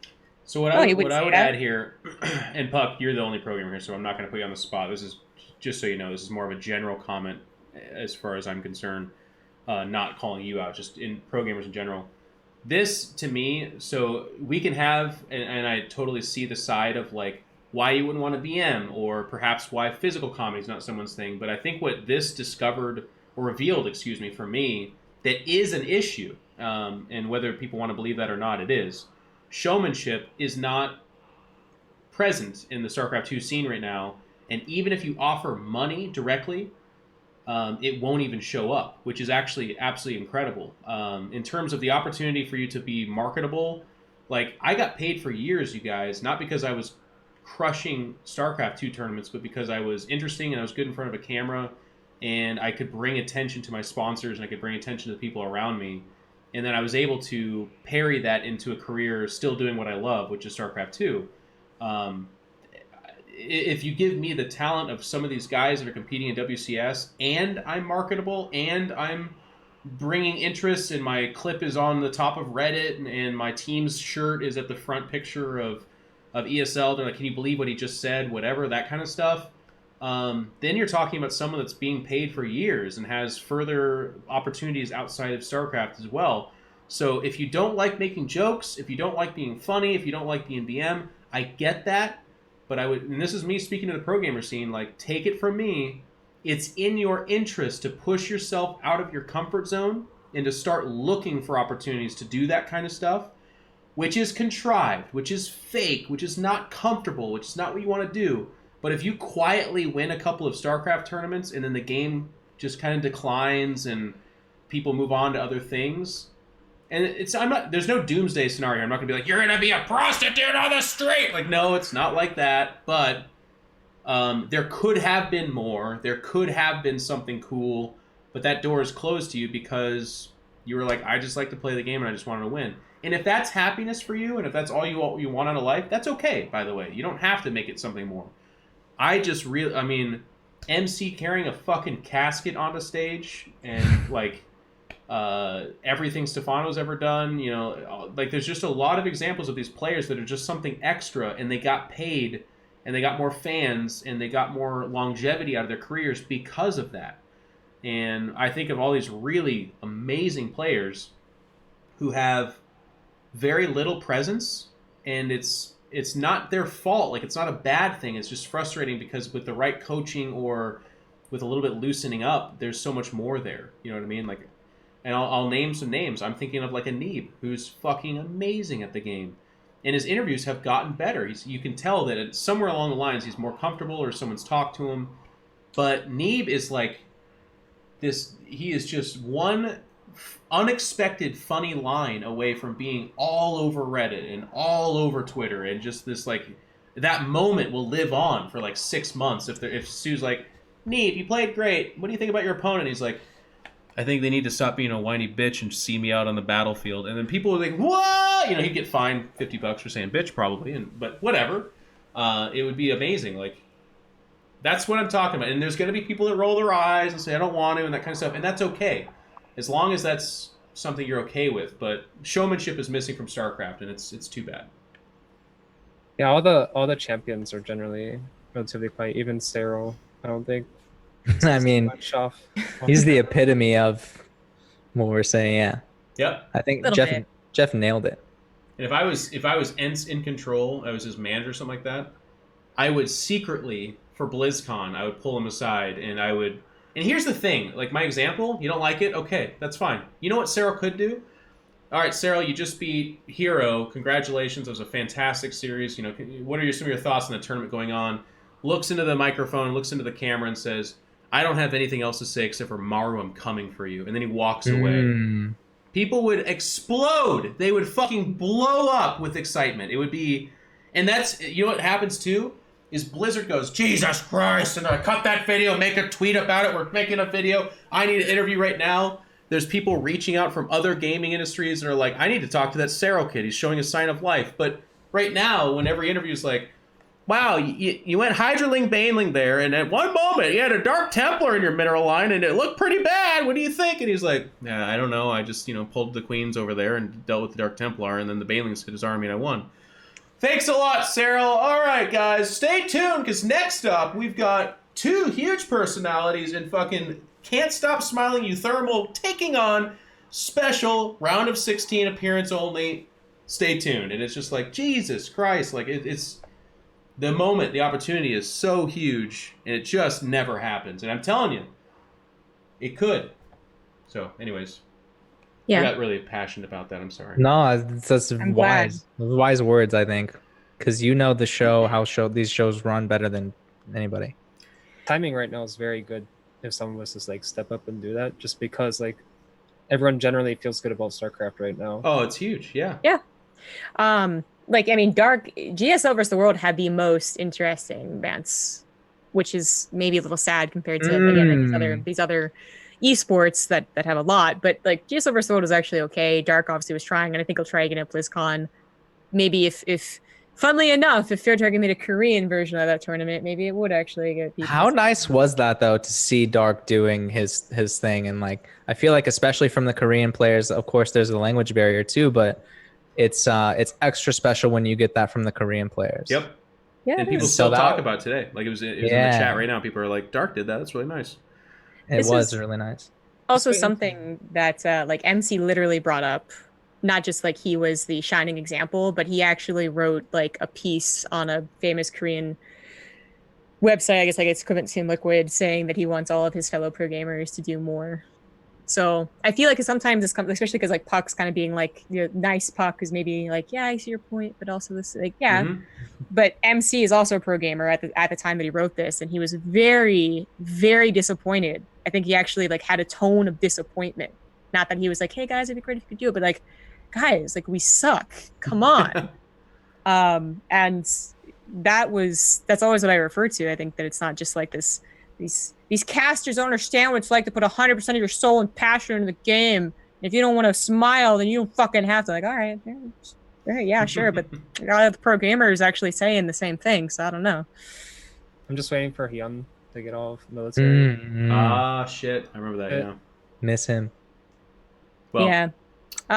Last thing, just to please. note, I do think that there is a simple solution as opposed to making, because apparently we can't make them, we can't pay them to do Right. it, but and this goes so far in all different categories, so I'm always going to bring it up. And if there's a summit this year, you bet I'm going to bring it up too. Mhm. We need someone in the fields, because I think a lot of pros, when they didn't respond to that tweet, actually, like when asked personally, said that they might have done it if there was like something happening on the floor when they were in groups, for instance, okay. when they were doing something interesting. But then, as Puck was saying, like you have to be up on stage, which automatically just takes down, it puts more pressure on them, so they don't want to do it, and then there's only a slight chance they'll even be up on stage. So that would be my first step solution to getting some personalities, having someone on the ground, that sideline reporter that Starcraft has not had since, Yeah. I don't know, 2013. MLG days. Yeah. A lot of times my problem with these kind of recommendations, which is not the case, just to preface this, but it's always like a very expensive alternative. People are like, just do this thing. And it's like, no, I don't think you realize how expensive that is. But to your point, Jessica, it is more money, but it's not that expensive. And I think the payoff is huge. If you just like, I mean, this is weird to talk about out loud, but there are probably people that you could, for the expense of flying them out and getting them a hotel, do that. In my dream, you would also pay them some money, obviously, and just be like, you're going to be in the pit, get some content, and then I want you to either get it to an editor of ours, or ideally you are an editor, and you just make this content, and we'll put it out on our social media. They kind of did that, not to that degree at all, and I don't want to take away from your point, but like they had someone taking pictures, and the Starcraft esports or whatever, Twitter was more active this last WCS Montreal. That was really nice. It was there was more personable feeling to it.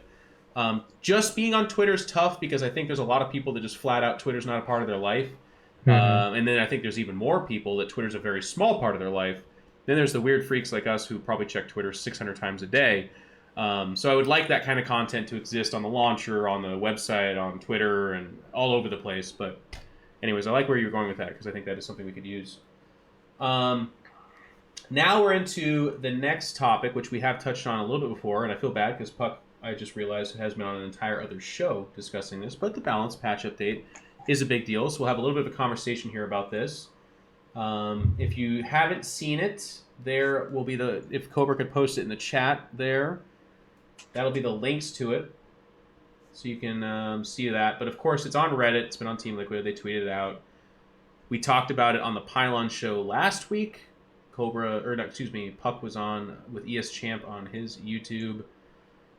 And Zombie Girl was here last week as well, so weren't you, right? On the show? No, never mind. Son of a bitch. I don't know. Last week was Bear with me, guys. Thermal, Lambo, and another. Teal. Thank you. Yes. Yeah, okay. I just thought I saw her name there, but she was not. My bad. Anyways, let's just straight up. So Cobra's going to kind of scroll through this. We don't need to do point by point. I just want to kind of have a nice conversation about this in terms of what are some of the kind of immediate grabs I will start with Puck because Puck is our resident pro gamer. For those of you that don't know Puck is a professional Protoss player who's been around a long time. So, of course, I kind of want to start with Protoss with you, Puck. And when you read this, what did you feel? What are some of the things that kind of immediately leapt out to you?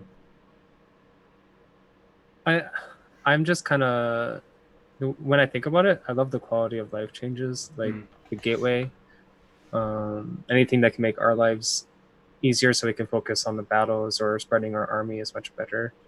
In terms of the changes for like the Tempest, like I think they're just trying to make Protoss a little bit more mobile in the late game and use High Templar defensively, obviously, and just have like many engagements everywhere in the mid to late game. But the late game like composition for Protoss, I don't really see there being any possibility of Protoss actually having a late game composition. Simply in all because, matchups, do you mean, or in one specific? PvT will remain the same, but PvZ in particular, like I don't see it being playable.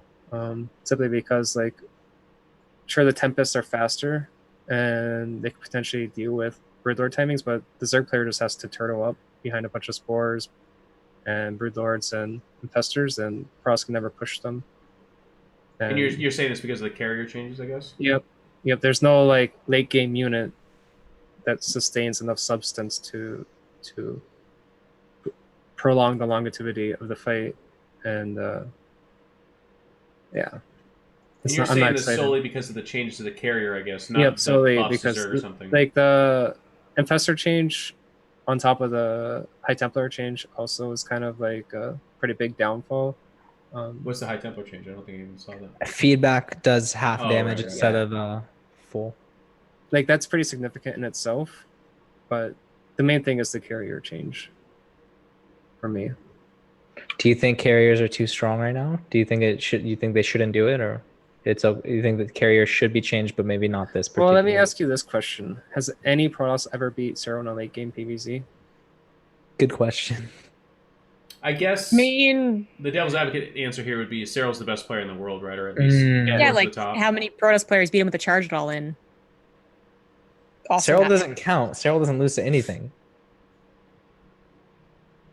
I mean, sure, you could argue Cyril's the best player in the world, but there should always be like a probability to beat anybody, regardless of how good they are, I feel. I mean, I don't want to rag on you because I think we all get your sentiment, but it's like, typically those 40-minute macro games are where the best player proves that the best player. It's hard to always put it as a race thing, but yeah, I just think like your point's interesting because for me, especially this balance test, there we go. Yeah.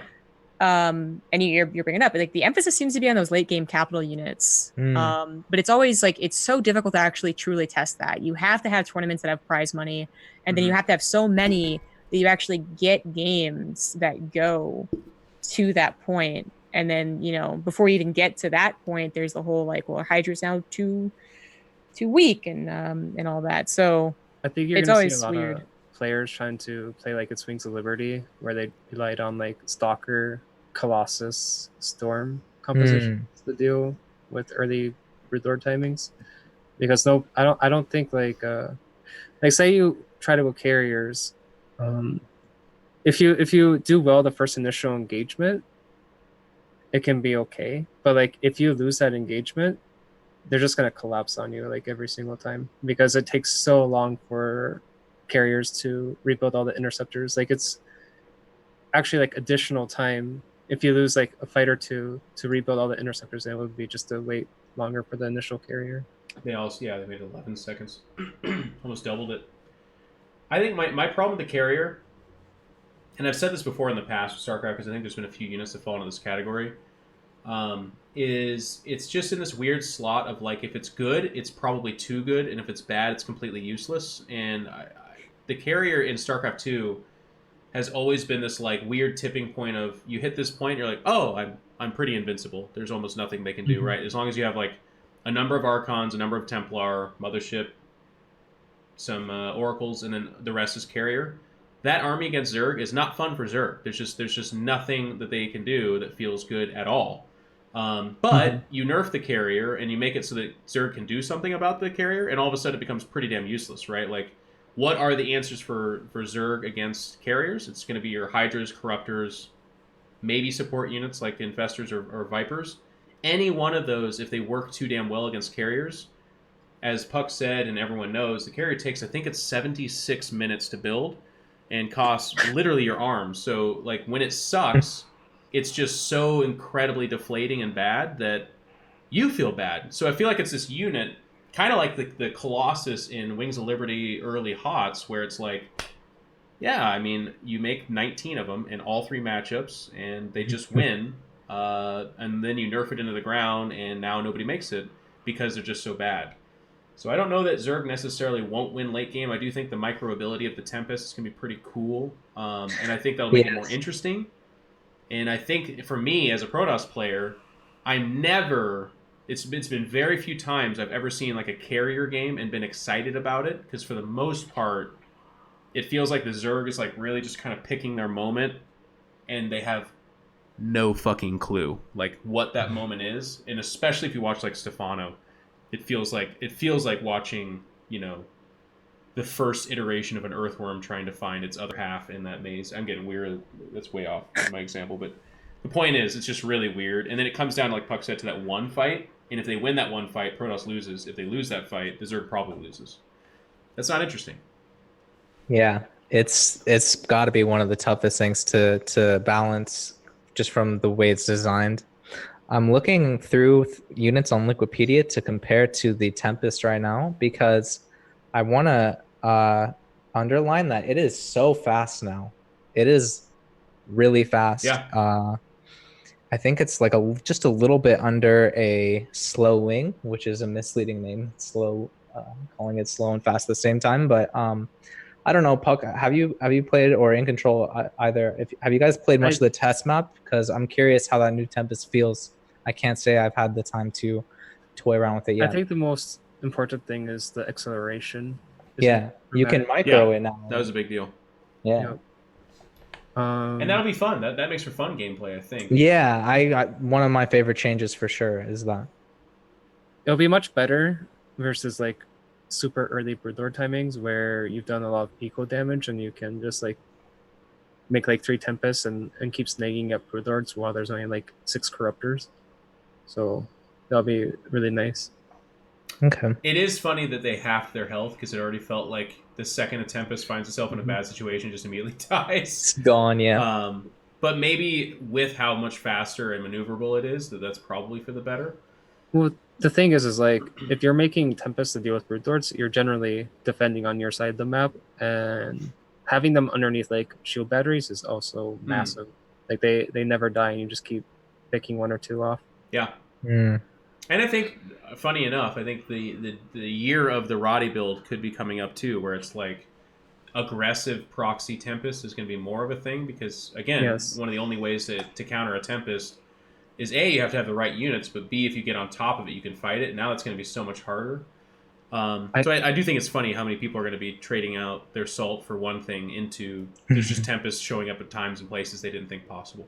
I also see Avix in the chat, so if you're listening, you should definitely design some maps where you can proxy a Tempest. Yeah. I would just have a neutral Stargate that's depowered to make it balanced, but then if you build a pylon next to it, it becomes yours. And then a fleet beacon that you can just activate as well as a pylon. I think that'd be a pretty cool map. You can do like a 6-minute Tempest rush. We'll call it like a Ire or something like that, and be like, it's not bad. It's good for Protoss, but is it too good? You know? Oh, yeah. Yeah. What are some of the other changes, though, guys? Let's talk about the Terran ones as well for a second here. I mean, we know Battlecruisers. Yeah, Nathaniel's super excited about the Battlecruiser. This also is a funny unit, too, and I guess I'll rope in my complaint about the carrier here, where I feel like Battlecruisers have this hilarious balance of, like, it's a fucking 400, 300 super heavy, gigantic spaceship that if it's too good, it's too fucking good. If it's not good enough, then you don't make it. You just don't make it at all. And I thought Brood War perhaps completely accidentally hit this amazing balance with both these things, where less so the Battlecruiser, to be fair, but the carrier was microable. Like, it was super microable. It was a piece of shit A move unit, but a fucking god tier weapon of mass destruction if you microed it. But even then, there was pretty hard counters against it, so a lot of what the carrier depended on was catching your Terran opponent without Goliaths, that kind of a thing. I think that lacks in StarCraft 2, but the battlecruiser, being able to move and shoot without any pause, and they took out a little bit of the random shoot attack delay. What do you guys think about that? I really think the overall patch to the battlecruiser is a pretty big nerf, to be honest with you. Nerf? Yeah. The In what battlecruiser? way? Because they if, did take if the damage down. yeah, they decrease the damage, and if you're running away from the battlecruiser, it's probably Yeah. the fight. So, That's what I was gonna say. So now that it shoots on its own, there's something up with the way it targets units. Like you can't focus fire or something. Nate just brought There's this a up. there's a bug. Is that a bug or is that intended? Because that's a huge deal. If you're running from 3 stalkers and with your move and shoot BC, it's gonna take out the shields of 1 stalker, and then if another one gets closer, it's gonna take out that shields. No, really? That's what Nate said. I can't. I didn't verify this. that's a bug. I didn't know that, but that's got to be a bug. I thought there was I like hope so, because if you don't 'Cause want to be there's- taking away micro, right? You want to be Yeah, adding- there's no way they would have done that. I mean, that is such a specific thing too, and we know how Blizzard operates with their nerfs and, Okay. and their buffs. But I thought you were talking about the bug where they'll purposely only target ground units. Oh yeah, that's another. Yeah, so there's another issue where if you're shooting with an air unit and a ground unit, it'll only shoot the air unit, even if you right click the air one. Yeah, so I don't know. It's just bugged right now. TLDR. So it's hard to test, and then it's a capital Yeah. unit again. A capital unit that's not really ever had a place on like the carrier. The Tempest has always had that emergency response. The Battlecruiser's never our response to Broodlords. Right. They did buff the Thor though, probably Yes. directly to help with Broodlords. Which I mean, I guess Nate would talk a lot more about the Battlecruiser than he did, I guess, in the last Pylon show. So Chad has said it's a bug many times over, so Yeah. It's gonna be a bug. it's got to be. my, So I guess my bad one. it's good to avoid discussing the Battlecruiser too much. Like I really, in a way, I almost hate talking about the balance test maps until at least after BlizzCon, because that's when everyone puts their tournaments on it. Yep. Another change, if I can just go shoot for an own, that really stands out to me is the upgrade for Widow Mines is going to let them cloak again. Yeah, I feel like this is going to push Protoss players into having to open up with some kind of detection again. I think that's just my guess, though. No. why? No? Why? Yeah, I Not a good agree. point. It's just Is it too late? Because you have to go you're to armory, investing right? in like Protoss is generally gonna have an observer regardless. For Okay. Or Oracle. Yeah, there are a couple of like what Maru did it, Innovation did it. There are a couple of 2-base armory tunneling claws builds, drilling claws, Yeah. claws. And that's more about out positioning them than it is about or out microing them. Sorry, than it is about like, hi, you can't see my units. It's just Yeah. that they literally weren't paying attention to one of 3 bases. So I don't. And that's such a rare build to see, anyways, because if it's slapped down, it's slapped down super hilariously hard. I'm completely okay with this change. I wish this would have been the initial one instead of just they're Yeah. always revealed. I think putting it behind the upgrade and the timing of that upgrade is fantastic because you just don't see Widow Mines that much mid to late game at all. Yeah. It's always just an opening, and as Jessica said, there is Maru and some of these players. TY I've seen, Keen was doing it for a while, where they're still incorporating Widow Mines, and they're good. They're really fantastic, but they're kind of like troublesome good, right? Like she said, either they do what they're supposed to do, or they get put down mega hard. This is nice because Tunneling Claws is a sick ass upgrade, anyways. And if you're doing that upgrade, you're kind of committing to Widow Mines. It was just frustrating that Protoss players were having to endure the 2-minute 35-second Widow Mine that is cloaked, and if you don't have detection, you're just taking that damage in the face. And you can just lose a game. Yeah. By putting this behind the upgrade, I like it because it's more of an investment for the Terran. So if they do that, they can win the game that way for sure. But it's more risky because they're spending resources, right? Versus if they do it for mid and late game play, now their Widow Mines are better, and they can get more longevity out of them too. What I really think what happened was Blizzard did their research. They saw 2013, 2015, Beetling Bane versus Bio was by far the most exciting games. Yeah. And they're like, okay, let's try and bring this back. So Then they buffed the looked at Thor, Widow so Mine. everything you just said the wrong fuck. Anyways, moving on. No, I'm just kidding. But the anti-air of the Thor was, I think, a big part of the reason why that went away. Actually, right? Like, Yeah, Oh yeah. and the Widow Mine back in the day. Okay, I have one more to shout out, and then that's it. Do you think so? The robotics facility going down by 50 mineral costs. yeah. Do you think that Shadone versus Scarlet? Do you think he would have won if the Robo was 50 less minerals in that series? Because Easily. I saw some Zerg players Absolutely. being really unhappy about that, and I'm not sure how much of it. I want to say I'm like 4,500 MMR. I've hit masters once. That's about as good as I am, and you know how whatever that means to you. So these are really just questions for the players who know better. Think how long it takes to get that 50 extra minerals off of one base. That's how much faster your first immortal's hitting. Oh, you're being serious, aren't you? I'm actually lost now. So you're gonna get it. You're gonna get it quite a bit sooner. Does it matter? Are Zerg players right in complaining about this buff to the canon immortal or not? No. Zerg. The moment you say Zerg players complaining, a huge part of my brain just turns off. But yeah, I think it's a 50. It's a weird one. I don't know that anyone's just like, I have to make a robo. If only this was 150/100. But it's a nice buff. I think the part of the reason you're seeing this is because if you give the Protoss the slab of here's what you're getting after BlizzCon, it's kind of depressing. It's kind of rough. The Colossus turret tracking is the most like blue bally. Like I like straight up asked Skip. I was like, so does this add more to its DPS? He's like, nope, not at all. I'm like, what does it do? And he's just like, well, if you micro it, it's just a little bit better. And I'm like, nothing. Yeah. Have you ever seen Colossus shoot at 2/2 Marauders? They're just trying to bring back the Colossus drop. You think so?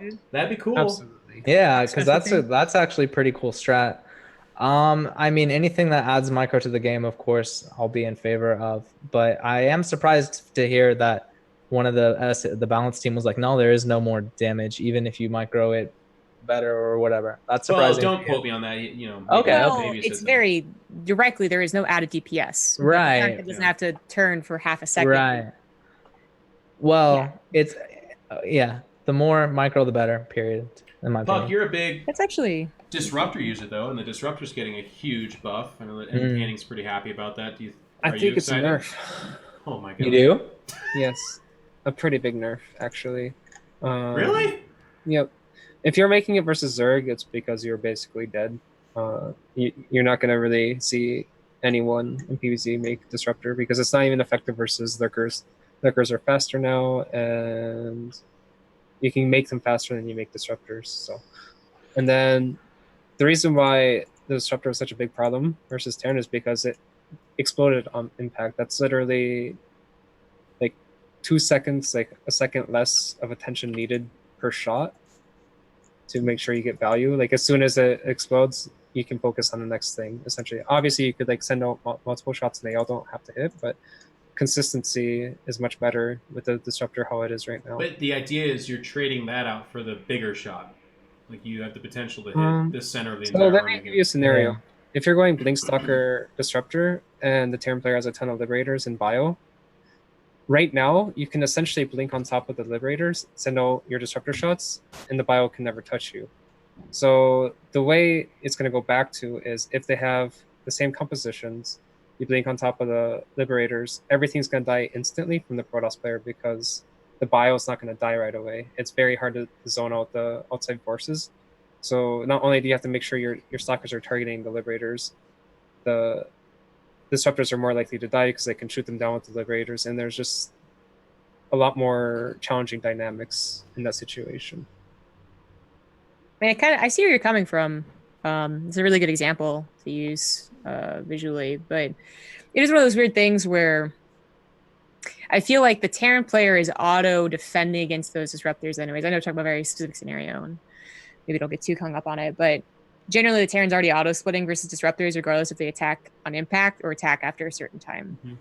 So the idea is like you're still zoning the bio away from the Stalkers blinking in. So I know you're right. Like it obviously will do damage when they collapse in immediately, and that's better, but it is I mean, your hard stance that it's a nerf is just, it's so interesting because I think it's more like it's a nerf in some ways and a buff in others. You know, Gemini said in chat. It's a good, it's different. It's a buff in the sense that you may see a couple of them per matchup. It's a nerf in the sense that you can no longer really mass it. I guess I think like the real, like some of these questions, we kind of just like took the patch at face value this time. I feel the soon to be patch because we expected it, you know, and it's it wasn't even as big as I was hoping for, to be honest. So like but my question for some of these is actually like the why. So the Colossus thing I actually think is more of just like a quality of life. This is how turret should work anyway. Same with the battlecruiser. That's literally what would happen on a real battlecruiser. But the Disruptor, it's like, well, I mean, is this going to bring it back? I mean, I already see this amount of games with people going Disruptor. Is it because M. Canning really did impact the Valence team that much? I mean, he kind of was the one that made all the memes and stuff, and then people kind of got over it, right? So I don't like why. Chad brought up exactly what I wanted to ask, which is how do you feel about it in context of PvP? Do you think Neeb style Blink Disruptor is going to come back? Do you think it's not going to matter? That style was generally figured out already, well into Legacy of the Void beta.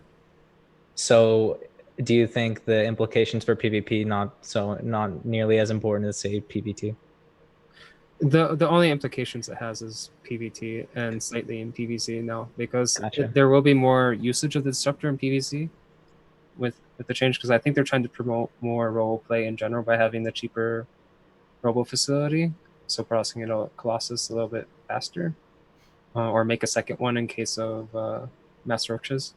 But no, you only see like 2 or 3 PvZ late game, and that's only if they stick on like Roach Hydra compositions for a very long time.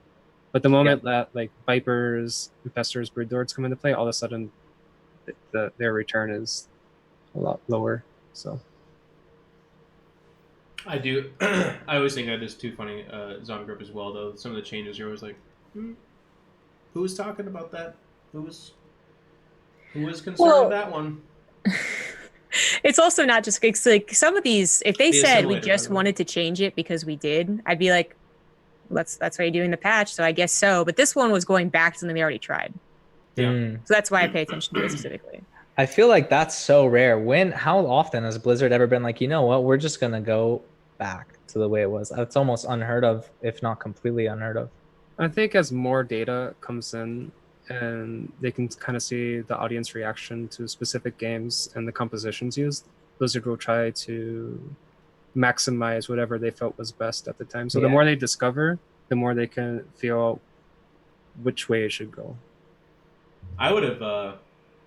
This is that chat. I get asked these kind of questions every day, and I don't think this way. Well, here's me being a hypocrite. I would have loved for them to have done something to Blink TT, like add when you get that upgrade, you get 25 shield more, or you do 25 more damage. Something funny, because right now Blink TT is it's kind of a joke, right? It is a joke, yeah. Yeah. I do it every time I'm up 60 supply or so, and I think it's really cool. But in a close game, nobody's like, you're never going to hear Nick Timebone's Tasteless Plot be like, oh my god, he's going Blink DT in this close neck-and-neck scrappy game. Like, no one's ever going to do that, because it is the worst feeling when you know... It's amazing when it works, but it's one of those funny things, too, where it's like, it can only work the one time, and then the next time you try it, they're like, well, I have a bunch of Hellbats, and you just kind of I think you need to have a conversation with SOS. Yeah, it happened once or twice, right? Get out of here, SOS. Put him in a $100,000 tournament and see if he does Blink DTs. He'll do it. So there's a lot of change with that. I don't want to keep this topic going for too long, because we did spend 7.5 hours on the opening of the show, but this is really interesting stuff. For further conversation, check out the VOD on ArtosisTV of our previous episode. Check out ES Champ's YouTube channel, where Masa, Puck, and BioIce, or Biachi, depending on how you pronounce that name, I don't know, because what the hell is BioIce? There's all kinds of conversations going about this, and this is coming up after BlizzCon, so we'll have a lot of conversations to go, and hopefully they'll give us some feedback on what they're thinking, because there are people playing that test map, like Nathanius was the last 2 days on his stream. You can watch it there, and you can consume copious amounts of salt while you do it. It's an amazing combo. We're going to do a couple more topics. I do want to talk about the GSL Finals / Super Tournament. So if you, for some reason, don't know the results to the GSL Finals that happened on Saturday, I believe it was, or Friday night.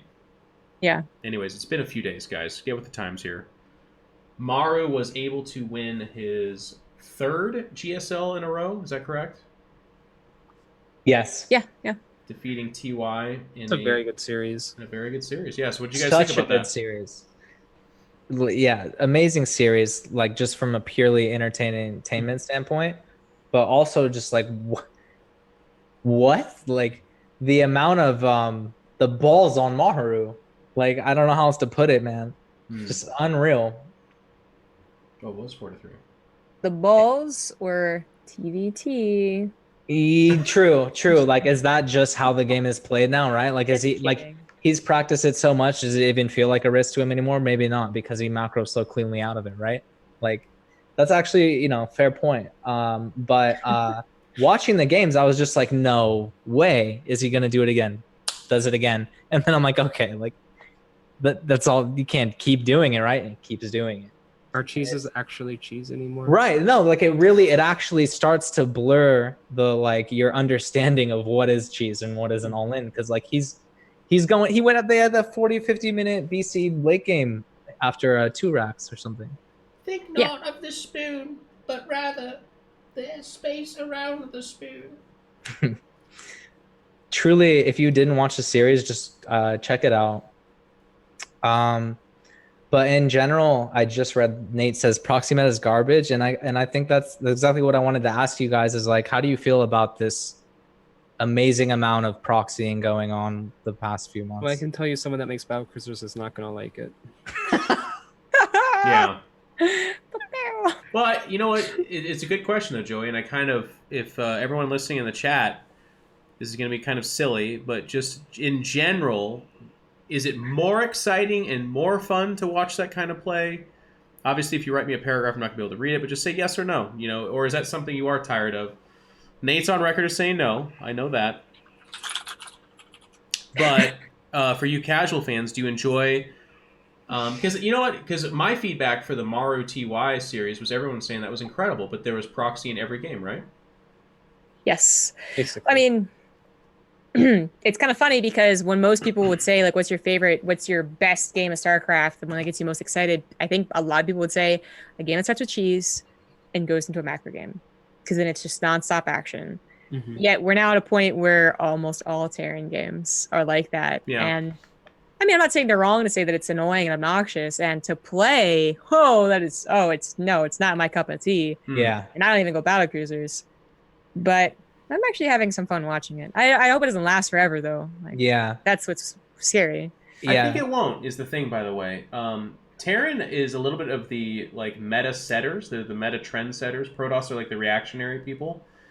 Terran players do these things that for like a hot week or two really work, and then every time they hit that 1 week where everyone kind of figures it out, be it the Zerg or Protoss or other Terran players, and it just flat out falls on its face so hard. Obviously, we haven't hit that just yet, but we're getting close, right? Like, I know I say that as we just come off of a TBT GSL Finals, so it definitely has not happened. But it used to be when they proxied, Protoss were like, I'm getting all in, and then they found out that's not necessarily the case. I don't know. I think that this won't be the way that StarCraft's played through BlizzCon. I think you'll see a lot of it, but do I think every Terran player will proxy every game? I don't think so. Yeah. What do you think, Buck? Do you think every game at BlizzCon? I think that you're going to see Zergs doing the same thing that they've been doing for 6 years. But in terms of PvT, I think you'll still see a lot of proxy. I think that no Terran wants to play a standard macro game versus a Protoss player. Just because if it gets to a max army, Terran's having to play against like 240 army supply with their measly 200 supply. So, Man, I invited Puck on, but what I got was sad Puck, and I don't know. I'm either loving it or 240 Protoss army supply. What are you talking about? well, when the Protoss is attacking the Terran at the very end, they're just warping an additional. Oh, yeah. Yeah. Oh, you're complaining about warp gates now. Okay, I was not sure. I'm on board with this. Let's do this. Yeah. That's why Terrans are proxying every game, is because they didn't feel like late game PvT was possible, and by trying to change the dynamic earlier on, they essentially have more control over how the game carries out. Like it's much harder to read the game. There's a lot more variations that they can do. I think you're still going to see a lot more proxies in the future. Yeah, I agree with everything that was said. I do want to say, in terms of like, it does get old really fast, right? Like it's fun for a bit, but when you start seeing Protoss die to 2 cyclones like over and over and over, I feel like it loses its appeal pretty quick. And some of the changes in the upcoming big balance patch after BlizzCon, I think we won't see. Like Jeff said, it's not going to last. Maybe, yeah. I mean, it's hard to, it's actually, yeah, you can now never we're on really it. Like, I mean, why would the balance patch change the early 5 minutes of the game? The thing is like with early game PvT, is you only get such few units to work with. So like just small unit positions can make a huge difference in the game. Like if you keep units on the opponent's side of the map and you just wait for them to play aggressive, then you go in and drop the 2 cyclones and you know like the Phoenix and the Oracle on the other side of the map, you can possibly just win the game. Or you can play defensive with them and all of a sudden the Oracles and Phoenix don't do anything at all. Or you could also change up Widowmine positionings on the map. You study the player, how they like to respawn and move their army. Like it's there's so much interesting dynamics that if you lose one unit, all of a sudden the other player just snowballs. Let's ask this theoretical question: why are Terran players proxying? Like, what in the early game are they afraid of? Not the early game. Well, they proxy because they want either the Protoss to not know their strategy, or they are afraid of. Well, it's hard for Protoss to scout early game too, is the thing. Like it's super hard. Like you can't just send an adept across the map. You can't just send a unit across the map. The only thing you can send across the map is a probe. And the only information you're going to see is that they built to CC and they either proxied or did not proxy their factory. That doesn't really tell everything about the build, because a lot of what you're looking for is what they do with their starport. Did they proxy the starport? Did they build a tech lab with it? Or are they just building a medevac to drop with 2 cyclones? And if you don't get all that information, it's kind of hard to make a really good strategical decision to move onto the map. Like all you can do is play defensive. So. Do you think it's easier when you're playing versus a Terran player? Do you have an easier time defending proxy? Like, do you prefer Terran to proxy you? Would you rather face a Terran that opens completely standard? Do you have any preference? Well, PvT is by far my weakest matchup. I know most Protoss are happy with PvT, but for me, I've always struggled with it, and I think it's just because I've mostly grown up on the NA ladder where no Terran players really exist. Yeah. But I'm a person that loves having games that are super weird. Like, yes. I will go out of my way to make a game weird just because I can just like kind of do some weird things in game and hopefully show off some more Prism Micro or something. Like that's what I live for, is like showcasing my ability to micromanage units. So you lean towards you'd rather play versus someone going for a proxy. Yeah. Yeah. Cool. Okay. Well, good discussion on this, guys. The Super Tournament's coming up as well. We touched on this in the opening of the show. This is going to be the last WCS points for Korea, if I'm not mistaken, right? So this is kind of their WCS Montreal, if you will, which is going to be really, really fun. We already know some people who absolutely cannot make it now, right? It's like Innovation is officially out. People who are really fighting, I guess Team Liquid did an article on it, so just reading that one. Not trying to take credit, like Trap, SOS, Sue, and Solar, amongst others, I guess. If they win or something. Well, I guess there's always like, contenders as in they get like okay place, and then there's people who actually win it and they're like, oh, okay, that changes everything. Yeah.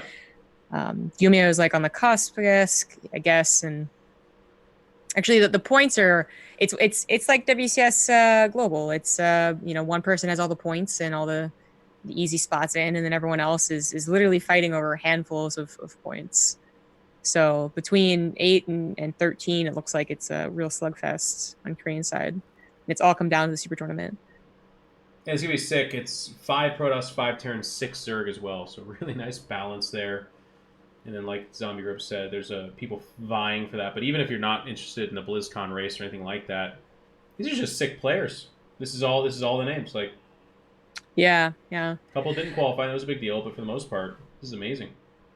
Can we think- talk about how insane it is that we have the GSO champion and the WCS champion going into the same tournament on opposite sides of the bracket, hopefully? Talking about BlizzCon? Yeah. Yeah. Like I Mario think- won every single GSO. Oh, be careful. Yeah. Showing my Sarah browser won history. every Could have single shown my WCS. bulldog porn fetish and all that kind of stuff. It'd be really weird. It's obviously the sickest storyline we could ever have. I'm actually slightly worried that because, BlizzCon's when we actually get, it's going to sound condescending, I guess, but like we get those like top tier journalists articles and people paying attention. It makes sense. It's the biggest tournament.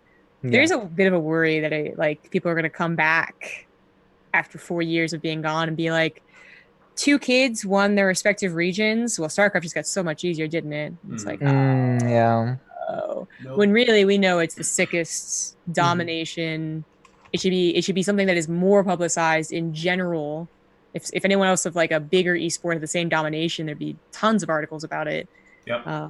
And I'm glad we're going to finally show it at BlizzCon. It should, I'm not saying Blizzard should maybe rig the random draw, but I'm saying Blizzard should rig the random I used to be draw. so against that, but I'm actually completely like, if they just came out and were like, no, we made the bracket based off of like hype, I'd be like, yeah, fuck yeah. The players never like it. Pro gamers, of course, want it to be, and understandably, I'm not saying that that's a bad opinion, but for me, as the Caesar Aurelius or whatever, I'm like, big thumbs up. I'm like, make them fight the 5 lions. Yeah, absolutely. Everyone is anticipating Cyril versus Maru. And if we get anything but that, hopefully at least deep, if not in the final. I mean, the finals would be the like. Yeah. I'm not big at crying in public, but I'd be just so happy. That'd be just amazing. Yeah, it would. I don't think that would just be perfection. That's like a whole year of perfection, all culminating into this one moment. But either way, like, I feel like if that doesn't happen, like, it's gonna just, personally, like, I don't even, like, I'm not even sure who else I'm gonna be paying attention to. Like, who am I gonna start rooting for now? I'm not sure. I know. That's what's so funny about this is like SOS is going to quietly qualify. Yeah. He's going to have the tournament of his life and win again. And they're just going to be like, SOS, how's it feel? And just be like, oh, see you next year. And just like, that's it. And walks away. Honestly, at this point, it wouldn't even be that bad of a story. The thing about that, and to go to Zombie Grub's point, is like, it wouldn't be a bad story for us as hardcore StarCraft fans because that's funny. But the missed opportunity, like Cyril versus Maru is like an article in ESPN magazine. Yeah. It's a big fucking hype deal. You know what's not a big fucking deal? Random Korean Protoss who just happens to have a history of winning the big tournaments does it again. Yeah. The only other, I think, compelling storyline if Sue makes it in and he finally wins. Yeah, that'd be sick. I'm glad you said that. That's the only other one I could actually think of. Like, and there's people I really love from both regions. It's a shame that what actually happens is Has cannon rushes his way to actually winning BlizzCon. Oh, no. And there's like an actual security concern because some like Zerg fan rushes the stage trying to beat him up. And it would be Nate. They would have to get Nate out of there. Nate's like, get out of that fucking... just runs after him. But the gate's like 4 feet tall, so we can't quite make it over. So just kind of... I don't know. Any foreigner winning would be massive, though. Yeah, absolutely. Absolutely. Oh, foreigner winning BlizzCon is unprecedented. It's never happened. Yeah. It'd be the most amazing thing ever. And StarCraft, of course. Someone's going to be like, no, there's like Artosis won, Hearts. I know. Yes. And within the past 2 years, I feel like everyone has gotten at least 80 times better than their counterparts in 2011 to like 14. Yeah. And for those of you concerned, we'll have Nate back on to make sure to make fun of Nice Username and myself. Oh my god, I We'll feel give him a so chance. bad right now. Nate, I love you. He might be blocked on Twitter. You gotta check. He might have think I got full might. Todd on you. Oh man. What do you have here, Cobra? All right, we'll talk about KSL because this is when we fillet Brood War just a little bit. KSL Season 2 is happening. A lot of people signed up. It's really cool. And it is a great tournament. Great tournament. It actually is so much fun. Just as someone who was a bit too young during some of the heyday of Brood War esports, and I can't tell you how much I played Brood War. I love Brood War, and it just missed me, the esports stuff. And so to get Artosis and Tasteless, my favorite casters, and my some of my favorite plas. Yeah. Sorry, what did I say out loud? You know, like some of my favorite casters. There but you like, go. There you go.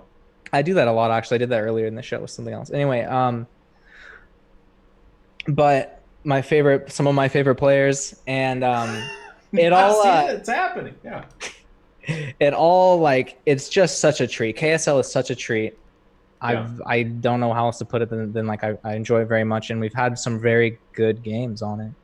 It's a great initiative. It's seeing guys I grew up watching compete. They're still doing it. It's absolutely amazing. Great commentary. I agree. And it is happening tonight. The chat wants me to remind everyone. This is where Dan would talk about it in Korean time, and none of us would be able to relate. But I think it starts in something like 6.5 hours or so. So for those of us on the West Coast, is it actually in 6.5 hours? 7. Oh, okay. I mean, 6.5, you could put the bagel bites in. It's at an ungodly hour of 3 a.m., but maybe a worse time for East Coast, which is 6 a.m. in America. So if you're watching that, what's that? Is that a worse time, really? 6. So my argument has always been 3 a.m. is the worst because it's too early to wake up and it's too late to stay up. Because if you start something at 3, you end at like 5:30, which is a shitty time to go to sleep. So true. 6 is okay. You're right. 6 is actually probably the better one because you can wake up at 6. You can milk the cows real quick, walk the chickens, and then start watching KSL. I live next to an Amish community right now, and like you would be shocked. That's a thing that's still happening right next door. Sorry. I would be shocked. They wouldn't because they don't believe in electricity. And for the record, the number of highlight reels I've made of Tasteless and Artosis is less than the number of highlight reels I've made of Jeff and Control Robinson. Huh. I just felt really bad and wanted to share that. Yeah.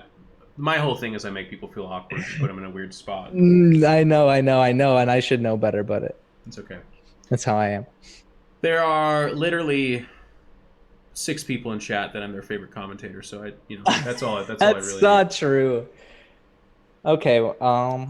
And see, now as host, I can leave it quiet and just let you twist in the wind if I wanted to, but I'm not going to. We got to keep this going. It's already been 2 hours. Thank you, everyone. Zombie Group just quit the show, even, by the way.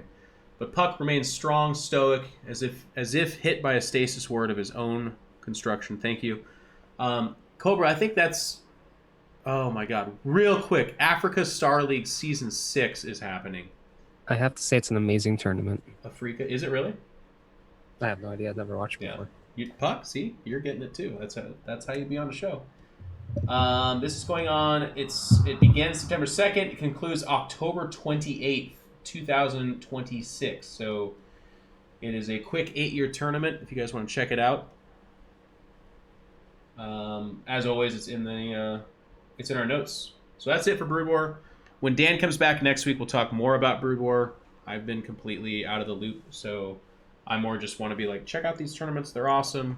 But as far as me saying more specific stuff, I don't got it for you. We're gonna go into the Discord question and answer part of this show. Now, a couple weeks ago, I had said, if you guys write like really big, long questions, it probably will not get read.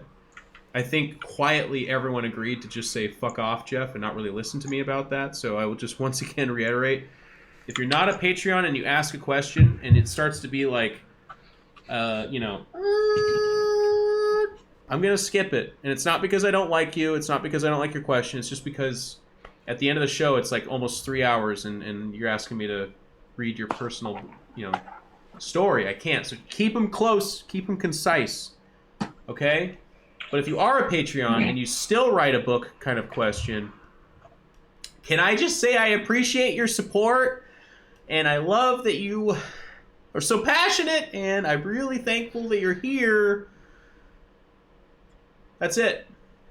That's the professional in me. So real quick, could you tell us what happened to Broodweiser, which I love that name. Could you tell us what happened to Jelizer? He was my favorites, and I'd be curious if he still hangs around. Thanks. No, I cannot tell you what happened to him. No. Anybody know what I just Jelizer? know he went to the military and he had the best photo of him He doing did. some sports. He did have that. He was on a crane or some shit. There was one nearby. He's actually streaming, is Oh, the sure. answer. Okay. He, like every other Brood War Pro, came back and made some dollars. Okay. He's streaming. Broodweiser, check him out. Dear hosts and guests, this is from Uterup. What are your all-time favorite RPGs? I know there is room for debate over what qualifies as an RPG, and so interpret the question according to your own definition. Love, Uterup. What is your favorite RPGs, guys? Zombie? Final Fantasy VIII. Final Eight? Fantasy 7. 7? 7's the more mainstream answer. Zombie, you Actually, explain yourself. Why 8? I'm a hipster. I don't like 7. Chrono Trigger is probably more important to me than Final Fantasy 7, but both those are my two. Okay. Puck, do you play any other games? Did you ever play RPGs? Diablo 2. Diablo 2? It's an action Mm, RPG, isn't it? Right? yeah, it's not. It's definitely not a Square RPG. Then You didn't say Pokemon Silver. JRPG Oh, wow. counts. Yeah. And you know what? The question actually specifies. Leave it open to interpretation.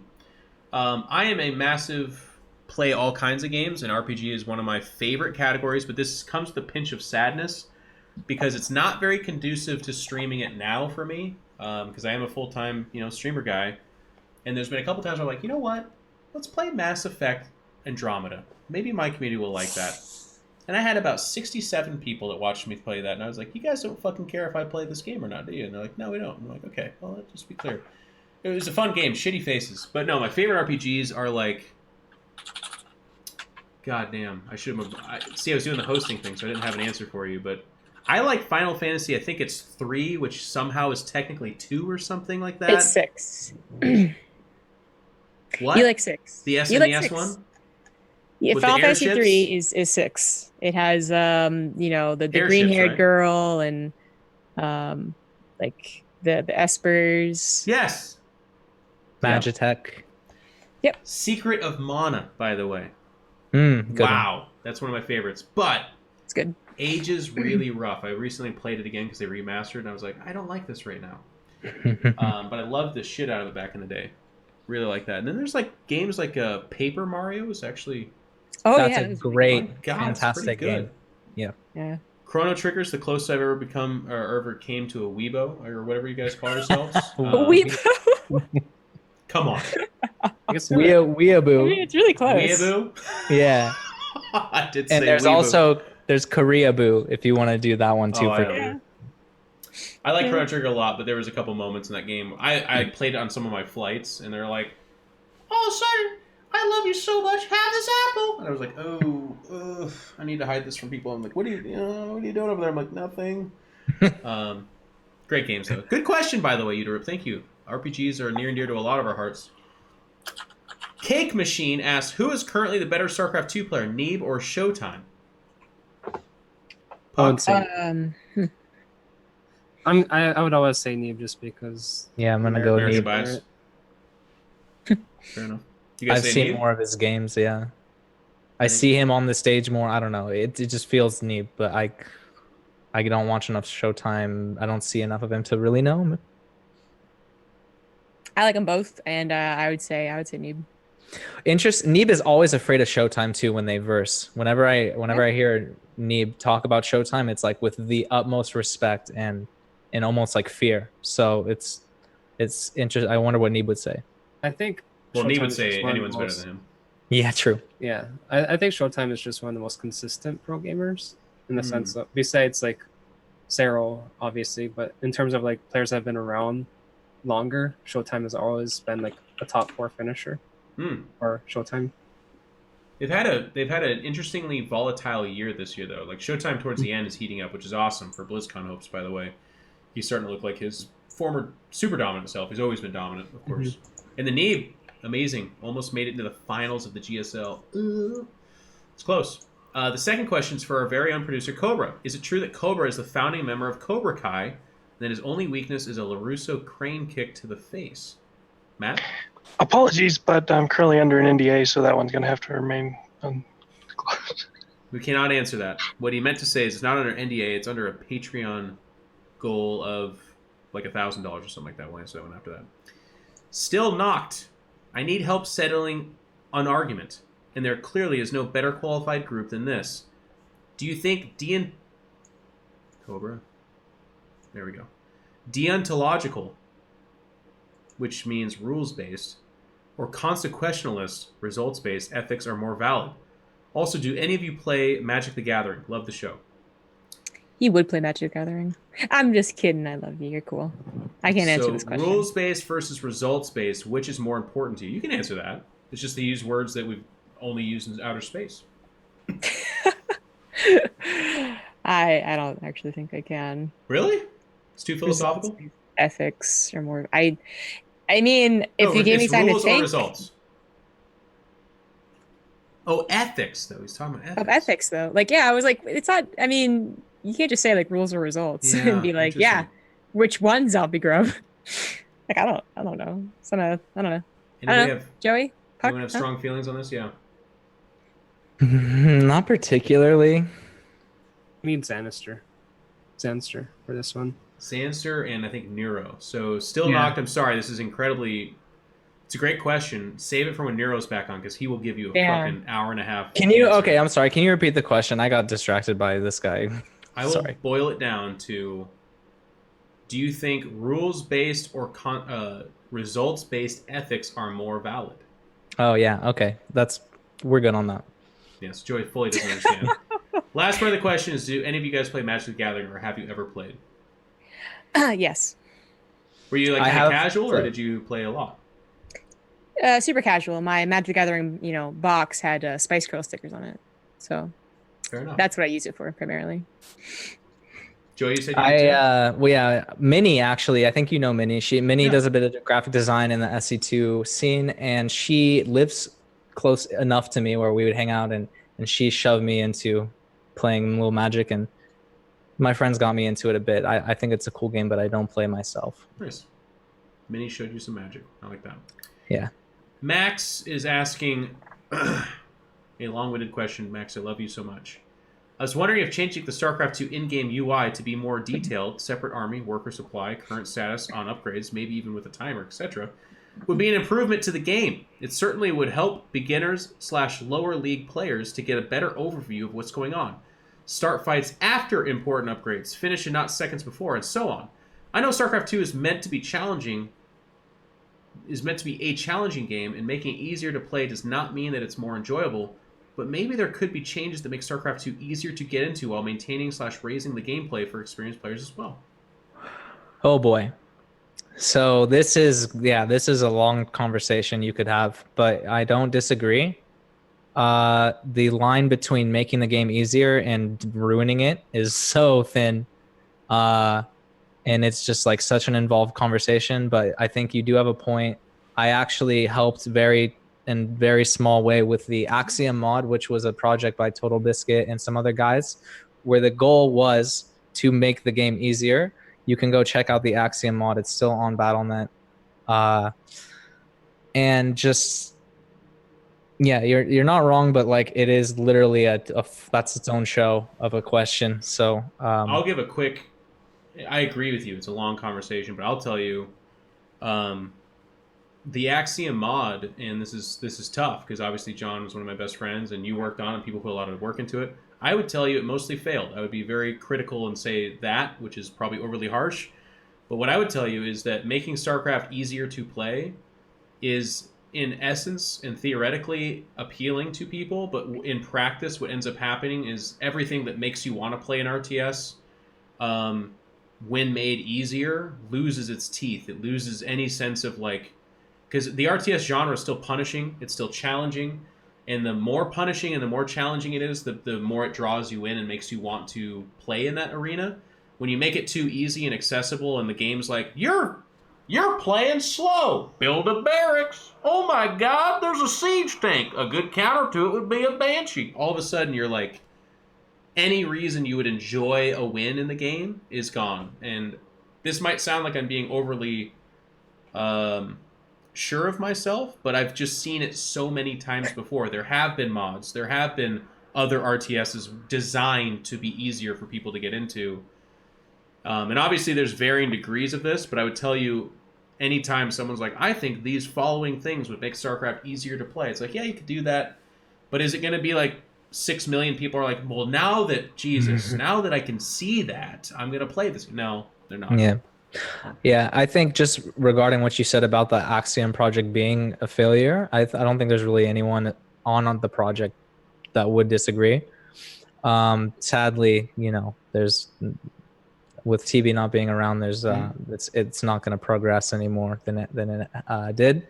Which, but if people are kicking in your door and being like, I want to play this forever, yeah, I bet you please, guys would find some time. I think there are some good ideas in the project. Regardless, it did have a lot of issues, and I don't think it succeeded in many ways. But definitely check it out, just because it's an interesting perspective on what you could do. Yeah, and it's easier to play. So, I mean, if you are that person, you're like, fuck you, Jeff, I do want to play that game. Well, hey, there is one out there. Go play it. Absolutely. MLTY, who I met, by the way, really lovely chap, asks 3 quick questions to everyone. What is the most balanced unit? So I'll just ask that first. Guys, what's the most balanced unit in StarCraft? That's actually... Marine. Don't say a worker. A Marine? Okay, you're off the team. That's a wrong answer, by the way. Yeah, I'm going to lean towards a core unit like the Stalker or maybe the Ling. I'm going to go Zergling. Yeah, Zerglings are Marines, yeah. I'll say Phoenix. A Marine. Who? The Phoenix. Phoenix? Mm-hmm. Oh, I'm sorry, Melty. I didn't know these guys had no idea how to answer your question. In my opinion, the answer is like a zealot or something like that, where just generally speaking in all its interactions, nobody's like, you like fucking zealots? Oh my God. I can't deal with zealots. Nobody says that. I think plenty of people actually say that. Well, that's true. People say everything. Dude, she has the charge on. How even? Tell You me, don't defend this shit. How long have you seen Phoenix for? And how many times has a professional complained about them? And how much have they been changed? Every time a Zerg has ever spoken. The Phoenix Adepts thing when Legacy was sort of newer, that sucked. Oh, that was funny. You know what? We're all forgetting the most balanced unit of all time. It should never ever be changed ever again. The Queen. Oh, it's perfect. Now you're just trolling. Next question: if you were poutine, what toppings would you have? I take away toppings. I don't like poutine. You don't like poutine? I do not.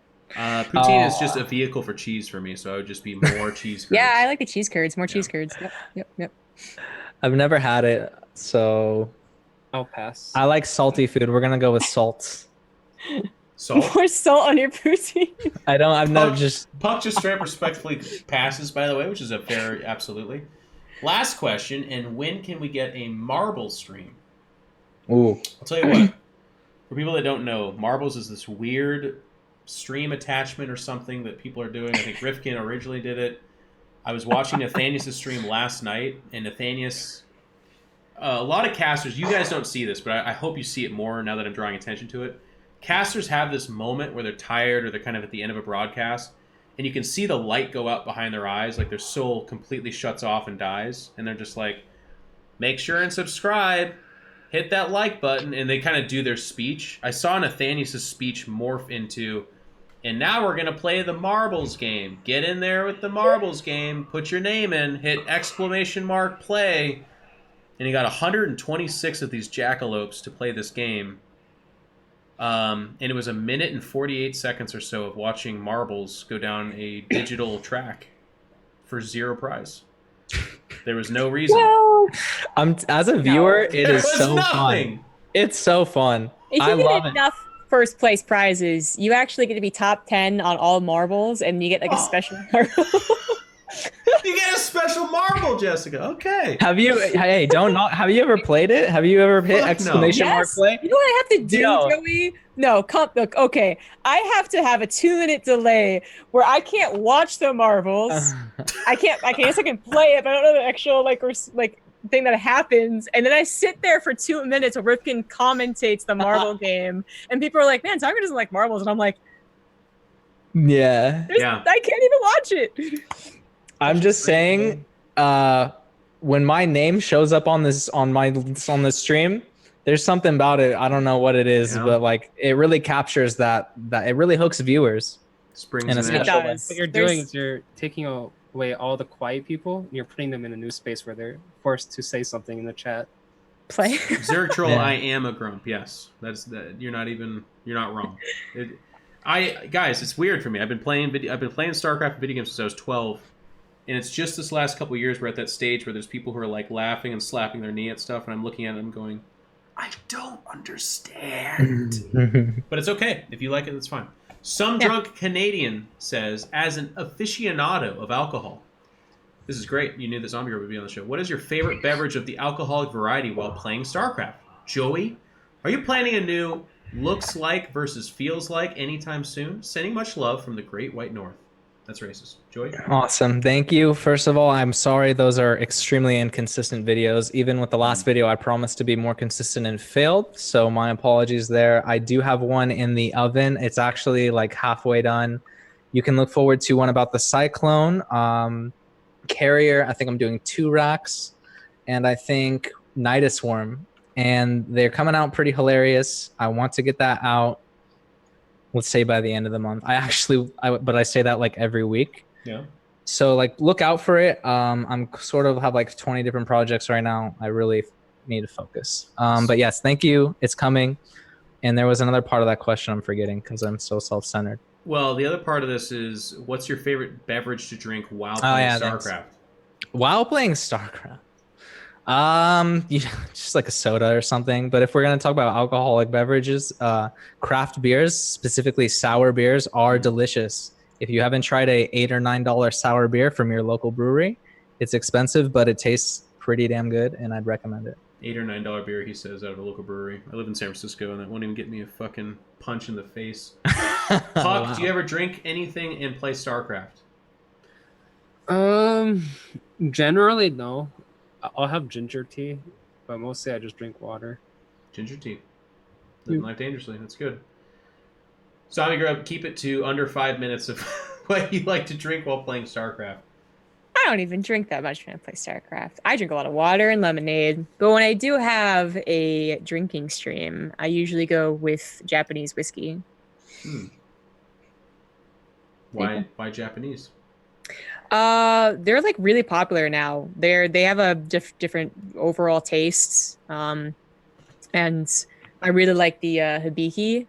And Maynard was the one that literally got me on the whiskeys because I was having trouble with clear alcohol. Yeah. So I gave that a go, and it gets you 1 to 2 sips gets you drunk right off the bat, and they're also kind of good for that sipping. Not bad.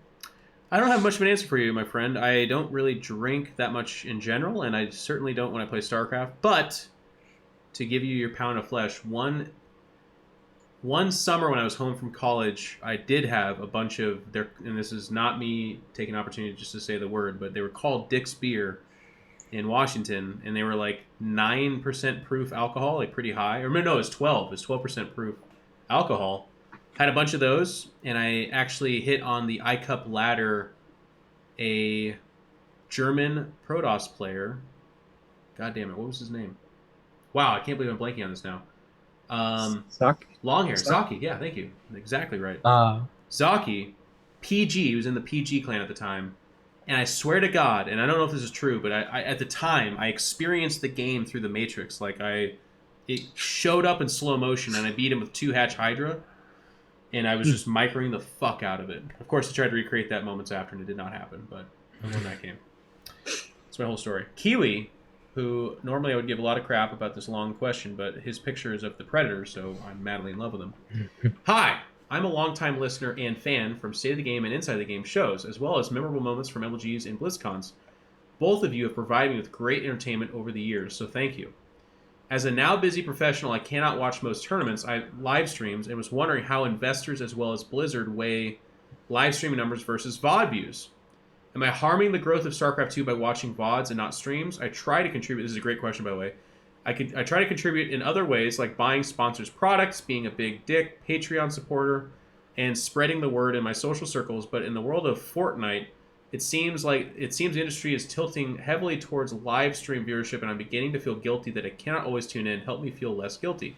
It's a great question, Kiwi. I will throw it to Zombie Grove first here. What's your take on the importance of how to support a scene, basically by either watching streams or watching VODs and that kind of stuff? He asked specifically, well, BlizzCon, Blizzard, Blizzard ways, and I honestly have never thought about it. They seem to sometimes really not care about their YouTube. For instance, all of Montreal was uploaded out of order.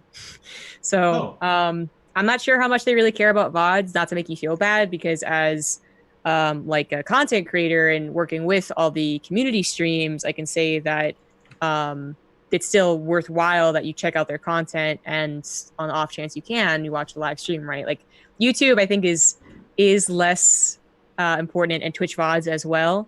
Maybe someone will correct me if I'm wrong, but I think it is less important.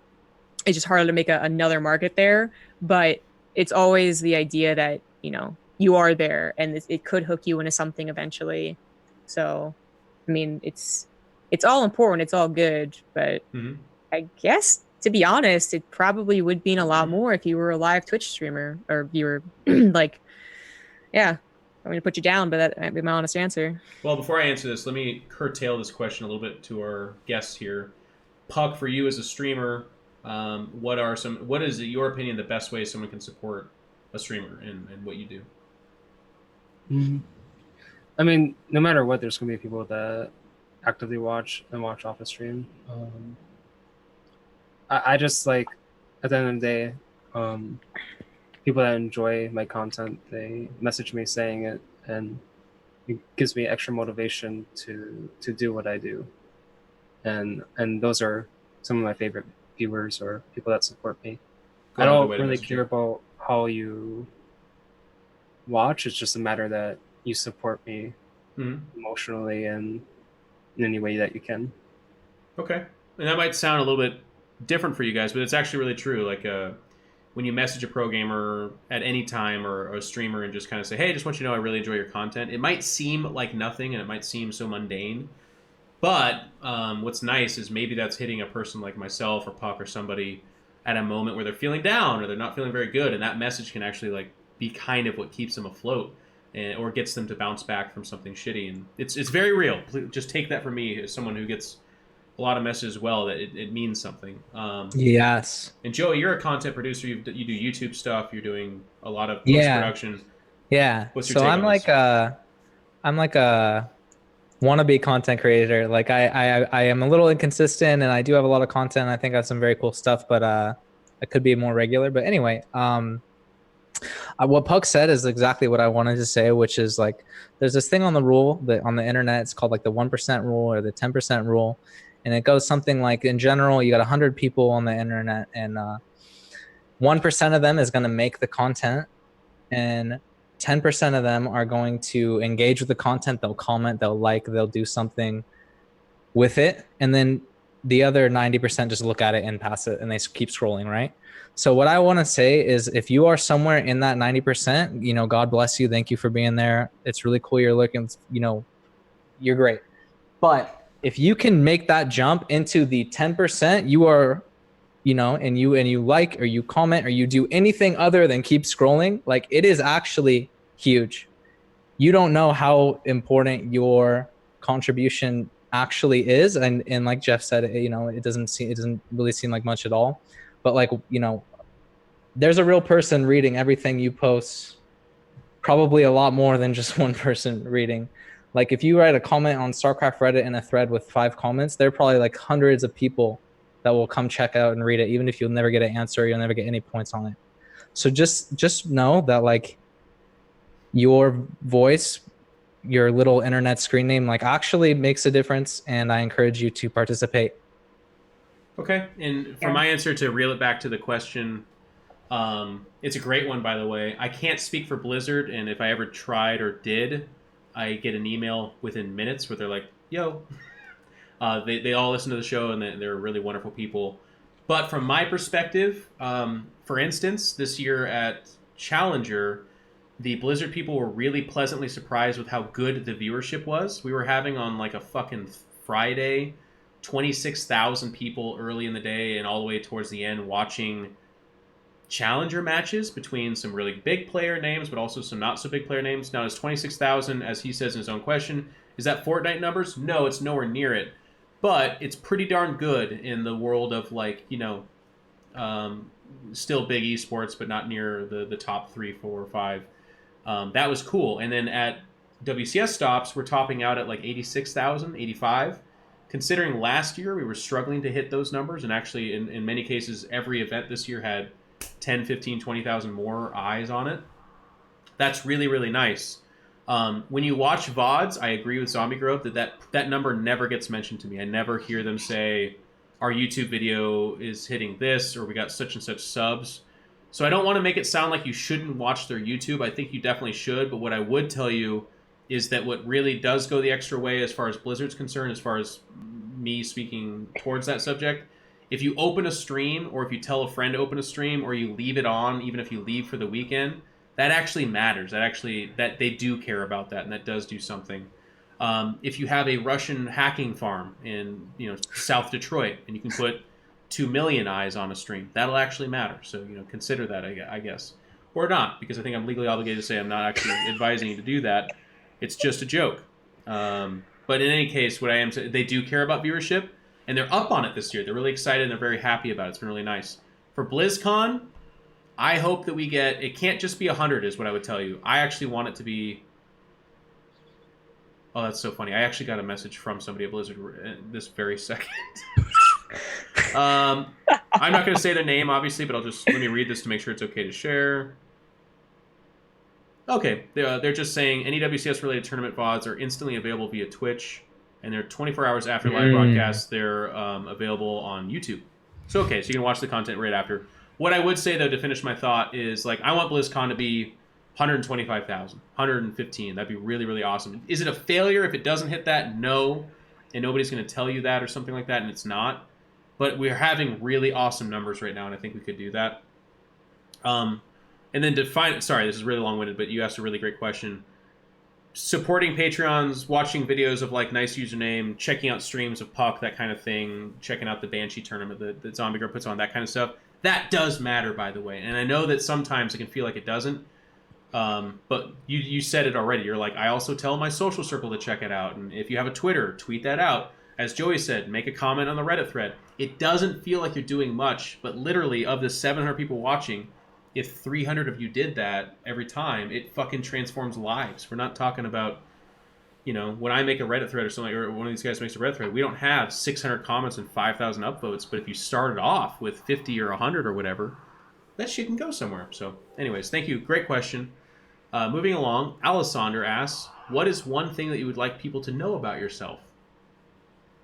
Puck, what's one thing that's burning inside of you that you need to share with everyone right now? I have the power to essentially herd goats. We have a goat farm. You live on a goat farm? Is that what you said? Oh well, we have a goat farm. Ah. So I tend to goats once in a while. You tend to goats. You get to take care of them. They're like little puppies, actually. Yeah, goats are awesome. Do you have the goats that keel over if you? Yep, the fainting goats. That's they actually do that? Yep. All right, that's amazing. I did not know any of that, actually. That's seriously. Actually sick. Joey, you have to follow up that fucking Puck lives on a goat farm and has. Yeah, that's actually such a tough act to follow because I wanted to go a little more serious. Not that isn't dead serious, but something I'd like to share, and I think it's a cool fact. And just like I did play a lot of Brood War, and growing up, I would frequent this website called staredit.net. Huh. And back in the day when I was like 11 or 12 or 13, the web administrator for staredit.net, Brood War map editor fan site, taught me PHP, which is web programming. Wow. And I was really young, 13, 14. And today I work at a job doing web programming because some dude from Canada taught me when I was 12 or 11 on a Brood War fan site. So Starcraft, Brood War, and SE2, even though I'm like small fish in a very big pond of people doing Starcraft's content and everything, Well it said. really made such a big difference on my life, like my career, my trajectory in this world. So that's my fun fact. I love that. That's great. Zombie Grum? Gosh, I could go either serious I like know. Joey, You or went I emotional. could talk about farms like Puck. I mean, Maybe he's still serious. We don't know, actually. He was smiling, but it could have been. I'm gonna go. I'm going with the. I worked on a farm when I was younger. I worked at a fall festival, and there was hens. There was like birds called guineas, and they were actually so dumb that they forgot to fly and would get run over by the tractor. I used to work at a farm. That's my story. I Just love every how year, there'd be less guinea. Yeah, every time I encounter someone from a farm, one of the first things they'll point out is they're like, things die, and I'm completely fine with it. And I'm like, yeah, you sound like a farm person. Yeah. Yeah, and it's also like, farms are where like, no one really cares about worker safety. So, when we had to pick the pumpkins out for pumpkin chunkers, there was a wasp's nest. And, instead of like maybe closing down and getting someone to take care of it, they're just like, you guys have to pick the pumpkins. You can't let the guests do it. So wasps are cool. Okay, I like that. That's it. There you go. There's so much I want people to know about me. I think I'm going to go under a quick category of, I have hilariously, I think of myself as a pretty charismatic person, pretty, sociable, but I have actually a surprising amount of social anxiety, and it's over the funniest, stupidest shit. Like, my brain really narrows it down to weird stuff. So one of the things is I have a pretty meaty hand. I don't know if you can tell, but I have just a fucking fleshy, thick-ass hand. And I would say 1 in 4 handshakes that I give to people, their hand, like, just fucking, they just grab one of my fingers, or they just kind of, like, palm like a knuckle. They just get a knuckle. What do you say, Puck? My dad could relate to you. Yeah. Well, if we were I try to hands, shake my dad's hand, and it's like 3 times the size of mine. I'm just Yeah. like, how do you type on a keyboard or a phone? and I experienced this terrible thing 1 in 4 times where they look at me and I look at them, and you can kind of see that they're like, that's it. That's the one attempt I had at that handshake. I'm not going in for another one. And it fucking destroys a relationship before it even begins, because they just feel so awkward and they just go away, and I just kind of look at my meaty ass hand and I'm just like, I'm sorry. But it's been refreshing because I've met a few people who they like go for a handshake, and again they just kind of like get lost in my hand a little bit, and they're like, you know what? Give me another one. Let's try that again. And I'm like, oh, thank God. And we shake hands, and then it's fine. And they broke the ice. It's really nice. So if anyone in the chat's ever met me and they got a really bad handshake, I apologize. That's my social anxiety. That's just one of them. There's actually a lot of it. But that's how weird it gets. Great question, Alessandra. Thank you. Odin asks, if you never died, but your memory was erased every day, would you still be immortal? No. Nice. Thank you, Joy. Thank you, Joy. Condog902 asks, are there any Korean pros that you expect to announce their retirement after BlizzCon? I will say, Condog, super weird question. I don't think anyone until this moment exactly right now has thought of anyone retiring after BlizzCon. Just a matter of military service, I think. Mm. I wouldn't be surprised if Sue did. Like, he hasn't done military service. He's I feel like every single time he does lose, he has to kind of pick himself up. It's been like 9 times at this point. So there's definitely a few that have to do military service relatively soon, but yeah, I can't give you any names off the top of my head. I can't. I could if I was in Korea, but It'd be pure speculation. I honestly have no idea. But I like what Puck said. Yeah, whoever's going to military, I guess. And then they will unretire afterwards. Bilbo asks, who would win in a kissing contest, Artosis or Tasteless? what is a kissing contest? Is it the best kisser, or is it like the dominating kisser? I was kind of hoping you would know the answer to that, because I do not know is what it a like, kissing contest is. do they like have to like bowl the other person over with their kissing force? I'll leave it up to your interpretation. What do you guys think a kissing contest is, and who would win that? Yeah, that's a great question. Can I just state the obvious here? Is it? Artosis has convinced a woman to give birth to 3 of his offspring. You don't do that with shitty kisses, by the way, boys and girls. That's not actually possible. Tasteless has yielded 0 spawn as far as I'm concerned, that the world knows. And as far as we know, he's also a time traveler. So there's the possibility that even through the movement of time and with that kind of power, he is yet to convince anyone to yield him offspring. I'm sorry. Such a random question. I don't know. I have no I answer. Jeff nailed it. Jeff had the most accurate and complete answer by far. There's something about knowing that Dan's lips haven't touched meat in like 10 years too that tells me there's a lot of organic thing kind of there. You know what I'm saying? Like it's just going to be cleaner. He's very I pure. mean, there's one thing to say that he hasn't eaten meat. There's also another thing to say that Tasteless like literally smokes and drinks every day. I mean, He does smoke and drink every day. well, now he chews gum, just to be clear. So, but yeah. To be fair, though, to give Nick a little bit of defense here as well, like Nick's got that kind of whole intrigue about him. You know what I mean? Like, what kind of kisser is he even? He's French of descent. We know of that much, so there will be some tongue involved, of course. But one could assume with Artosis, tongue will. I mean, Eventually. like I said, it's there. We know that he's got a tongue. It's a good question, Bilbo. Thank you. That's something I'll have to ponder for a while.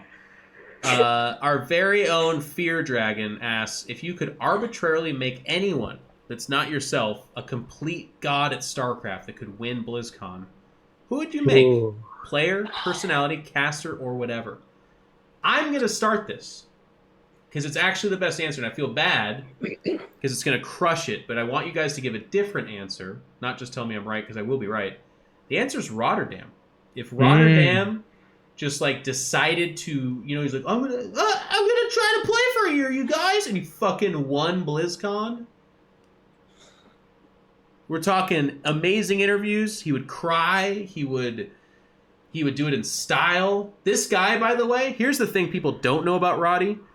Roddy's like 2 paychecks away from a goddamn gold chain hanging off that neck, and he'll probably drive like the most expensive car he could afford off of a single paycheck. That would, of course, later get repoed by the bank because he can't make payments on it. But he would ride the shit out of a Lamborghini for like 6 weeks. That's the kind of star power that we need, and Roddy would absolutely provide that. No question. But you have to give a different answer, so I leave it to you guys. Oh, God, that was a beautiful answer. Yeah. One of the answers I just can't give. I'll go with like bit by bit. Oh, my God. What a legend he was. And that's just like the first thing that comes to mind, so I'm going to go with it. The other one that came to mind is I don't want to say it, and I know I shouldn't say it, but like Orb, if anyone remembers Orb, if he was play, like I don't know, it just comes to mind, dude. It just comes to mind. Why? I thought he had so much personality. Like he legit. Yeah. I feel like I said I didn't even want to bring it up. Let's go onwards. Those are my two first. Those are the people I like to see win. I don't know why, but those are my winners. Yeah, that was definitely off the wall. I'm sorry. Puck, you can't give a worse answer. That's the good news here, so go ahead. I picked Nathanius. Nathanius? Oh my God. I think it could be a pretty good meme. Nathanius becomes the best player in the world. That'd be Masters crazy. battle cruisers. Literally off the battlecruiser buff. Yeah, he just like Yeah. literally wins BlizzCon. Damn, I didn't think that. That's pretty good. Oh, my All right, answer Jessica. is just, it's obviously, I would make the best StarCraft 2 player ever, Fear Dragon. Cannon rushes, Oh. link DTs. He'd be Haas, except he spoke English. His humility the entire time would be so intolerable that I would probably actually. Oh, physically no. vomit. Oh, no. No. You don't think so? I don't think you know Fear Dragon well enough. He's actually a little No? shitter. All right. People are always saying like, you bully him, and I got flack for bullying him in Montreal, and it's just like, oh, it's still bully him because he'd say some stupid shit. But all right, he would be so fucking cocksure of himself with a shitting grin every time he did something cool that everyone would hate to love him. He'd be a villain in StarCraft. Okay. You'd be the ultimate villain for Dragon. Well, I expect 7 defensive tweets to come out in defense of Fear Dragon under that onslaught, but We have one more part, Cobra. Nope, not yet. Hide that screen. We have to go to our general question section. You forgot to ask the plebeians. Remember that? Or did we remove that from the show? But as far as I'm concerned, we still ask the people that. Questions only. Okay, here we are. I'm going to pick a couple of these. You guys are so funny, by the way. I was like, please no books. And the first three I look at are... But I'll tell you what. I'm going to read this first one because this guy's got a picture of himself flexing and I kind of like it. Jack Oscar, you're a handsome son of a bitch. He says, previously on a show you talked about how the game would look if scouting was nerfed. What about the opposite extreme? What if StarCraft was a game of perfect knowledge? All right, I'm going to stop reading your question. GG Emily. No, I'm just kidding. That's too mean. The entire map was highlighted at all times for both players, like in the game Stronghold, if you ever played that. Which races and matchups do you think would be impacted the most? Do you think the game could be balanced around it? And would it make the skill ceiling of the game higher or lower? It's a great question. They actually made the Zerg race 2000... No, it was 1998 they made it, actually. And it's always had vision of the entire map. And yet they've still complained about balance, Jack Oscar. So I don't know how to answer your question with a serious face because Zerg players have been map hacking for almost 20... Actually, over 20 years. And, well, not... Anyways. GG Emily19. Go ahead. You got something? You want to jump in on that one, Jessica? I was gonna say legitimately Protoss would be screwed. So Yep. Yeah, I mean, it obviously ruins the game, but it does. I mean, you could go into like, what does the game become after that? Because it's not going to be StarCraft. You're going to turn it into something like a unit control wars, like who has the best control, not who. Like you kind of toss out the strategy element. Also, Zerg gets screwed. Jack, That's what if all. I told you, by the way, that Terran players, not Zerg, mind you, Zerg already see the entire map. What if I told you Terran players have the same restriction Protoss players do, and that's that they play without perfect information, but they can just kind of look at the map, click on a part of it, and everything there is revealed to them. Now, you might be like, Jeff, that sounds ridiculous.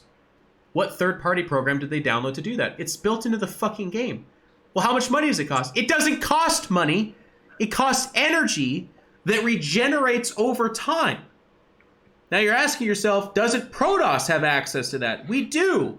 We build a tennis ball for 25 minerals and 75 gas that we send off by itself to slowly travel across the map to a part of the map where it will then look at it until anyone, and that's Terran or Zerg, who already see the entire map, notice that it's there and fart on it, and then it disappears and you have to build another one. Now, normally you'd think to yourself, that would come off of an indiscriminate building that you can afford to build these 75 gas expensive things, right? No, it comes off the Robo, which you need to make Immortals, Colossus, or Disruptors to fucking survive. Otherwise, you just die to the myriad of other things they have available. Anyways, great question. Thank you very much for joining us. This rant is brought to you by, I believe, the same person who said that the Filers weren't a super good unit in Brood War. Yeah, of course. Woo. Absolutely. Okay, just making sure. I just wanna let you GG know, Go ahead. I wholeheartedly agree with you. Yep, I knew you would, Puck. Cool. Yeah, we're cool. back on that. GG19 says, to Joey, if you had to suggest Oh, God. one video game for me to play that I inevitably won't end up playing, which would it be and why? Gemini, if you don't play fucking Hotline Miami, God help you. I mean, honestly, it's just your loss, dude. You're missing out. Hotline Miami, Super Meat Boy. Let me go through it. So, what else? Celeste was pretty good. I don't know. Like, come on, dude. Play Hotline Miami. How many times do I have to tell you, dude? Oh, he is saying Hotline Miami. I think you're saying, yeah. Yeah, Hotline Miami 1 Hotline. is better than 2. Yeah, okay. What'd you hear? You were saying like Haul on Miami or something like that, and I was like, that's some weeaboo game or something like that. But it's you're saying Hotline That actually upset me. I'm upset. No. Ban Gemini. Someone ban Gemini. Play Hotline Miami. Everybody, it's a cool game. Okay. Hotline Miami. I feel like we could have said that just one time. Hindenzerg1266 says, to everyone, do you think a rival system for StarCraft 2 is a good or bad thing for the latter? Something where you could see a record against an opponent all time, perhaps on the pregame screen, and be searchable so you would find out how you've done against a certain opponent through your career. I think it would continue to add a competitive nature to the ladder or the everyday nerd. If you guys like it, what's the best way to propose an idea like this to Blizzard? The best way to propose ideas to Blizzard? No. If you like that No. idea, how would you propose to Blizzard? Hmm. I mean, just let's keep it simple. Do you like his idea? Yeah. I don't think it's. I don't not like it. Yeah. Puck, would Just- you like to know your record against everybody you played against? Myself, probably not, Hmm. but I'm not opposed to it because like if I win, it's still some form of story. I like the I'll- idea. I think it's an interesting thing to ponder. I would tell you, without being an official Blizzard representative whatsoever, that if you want to build ladder anxiety or the issues that people have with laddering, you take a system where you show that kind of a thing to someone all the time. They're trying to make it so that it's actually like removed and hard. If you think about it, think about what your record is on the ladder right now. It's not ever shown to you just point blank. You have to click through several things to get to it. That's not on accident. That's on purpose. So if on the starting screen they were like, "You're facing someone you are 2-17 against," you'd be like, "Well, there's a chance for a third win here." No, you're gonna be like, "Fuck," and it's gonna suck. I personally like your idea because I think it's cool, and also I like to lord over my friends that I have a winning record against them, like the fact that I've 2-0'd Nathanius in the last 2 days or something like that. You know what I mean? I know what you mean. The thing is like he didn't even like fully describe what it could be, but I feel like what he's saying is you literally would just do the same instead of maps or races. You would just go to particulars. Do you remember the slightly favored neutral screen? I really liked that. No, not so much. You can like some people might like it. I don't know. I feel like it's in a similar vein to what he's saying. Oh, well, is it? No, what is it? I don't know. Well, if it shows you your statistics, you kind of can imply if you're Well, I favored. think You're off it's the more goat farming, enjoy. interesting to be like, because I have like even like amongst like the hundreds thousands of people in Masters, I played against the same guy and I'm like, you know what, I think I played against him before. I think I might have win a record, and I would love to be able to kind of easily, not that easily, so make sure I don't get MMR fright, but like I would like to be able to see what it was. Yeah. Without knowing it, it then takes me to the degree of like, how much more work would that be for Battle.net to literally log all that information? I think it'd be quite a bit, right? I don't know. That's actually a question. Fear Dragon talks about APIs, which is already, too many letters for me. And apparently they hog a lot of information. So It's too bad he didn't accept our invite to be on the show today then, I guess, Ravi. which one of us was the backup? None of you. We were going to have another okay. one. A more rich conversation. Okay. Last couple questions here real quick. Warhammer asked to all, I've kind of asked this before, but this one is slightly different. Who's your favorite pro gamer? No Brood War or StarCraft 2? Okay. So just like your favorite pro gamer that doesn't play StarCraft. Oh. It took me a while. So other esports. Yeah. I gotcha. There's other ones out there. I'll go with. Were you going to answer? Sorry. No, I gotta think. I was gonna go with. I really think C9 Nothing. He's a Counter-Strike player. He's a cool guy. Seems Jordan pretty Gilbert. cool. Yeah. Yeah, he's from San Diego, so I went to San Diego State. I kind of like that too. And Liquid Ken is a very cool dude who is a very impressive Smash player, and I think he's cool. Would like to see. And I think he was pretty good at StarCraft actually. So those are my answers. Actually, going on to Liquid Ken, he Oh, wow. is an avid StarCraft 2 watcher. Yeah. You could find him in various channels throughout the days, and I actually got to meet him before I even knew that he was a professional Smash player. That was pretty cool. I'd have to say Mewtwo King though. I like that answer. Yeah. Jessica? I don't have one. Really? None? I legitimately tried thinking through all the esports that I watch, and no.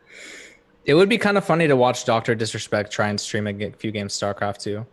Well, or he something said like he said pro gamer. Yeah. Yeah, that's blurring the lines a bit. My bad. Yeah. I don't know. Yeah, mine is closer to just like what I enjoy watching, and I watch Jason Richelski, who's a former professional CSGO player, but he's a really entertaining and excellent CSGO streamer. But I'm friends with a lot of people that are in other games as well. I would tell you that there's a lot of cool people out there, actually. Good question. Yeah. I like it. Second question, and we'll do one more after this. Favorite tournament to watch or attend? Not StarCraft. Son of a. Not StarCraft. To watch? Do you watch anything, Jessica, that's not StarCraft? I think she wanted to answer because Marco Blitz is in the chat, by the way. Yeah, that guy doesn't like Overwatch or anything. No. Greatest show on earth. Because it's his favorite tournament, so it's like, I don't know, his second favorite esport, maybe a different question. I don't watch any other esport specifically enough to be like, this tournament is always what I watch. Like, I'll tune into Evo, I'll tune into the International, I'll tune into an Overwatch game, but there's no other tournament that I mark on my calendars, go to Team Liquid Dota and see when it's counting down. You guys watch anything else?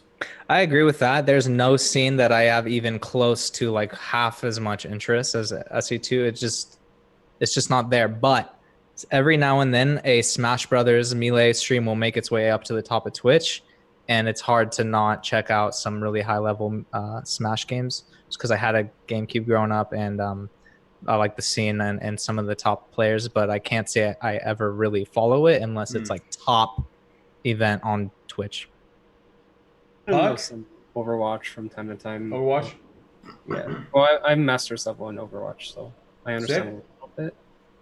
Other than that, I'll watch Smash just because it's super fast, and generally it's not even necessarily the players, it's the environment that they're in. Everyone around them are like super excited, super pumped. You see clips about it all the time.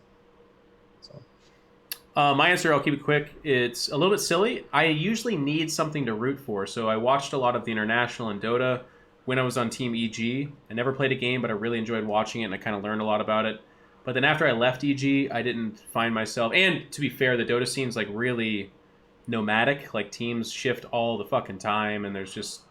It's hard to get behind supporting one if you don't have a connection. For me, personally, there's going to be someone in the chat's like, no, that's wrong. It's like, that's cool. For me, personally, no. So I haven't watched that much. Like this last International, I only watched the finals. And then I watch a lot of CSGO. I do enjoy that, but that too can end up being too many tournaments going on. So I prefer the majors, and even the majors I've enjoyed less as time's gone on. But if we got like Smix hosting or some of our people there, and or there's like a big storyline, I really enjoy that. So TLDR, I kind of need something to cheer for, but if I do, then I can enjoy it. Last question. Caleb asked, would you guys consider doing call-ins for state of the game style? Thank you, Caleb. The answer is no, not really. Okay, you say consider, so I guess the answer is yes, we'd consider it, but I wouldn't count on it happening anytime soon. Call-ins are another layer of production that I think a lot of people think is really easy, but it's not.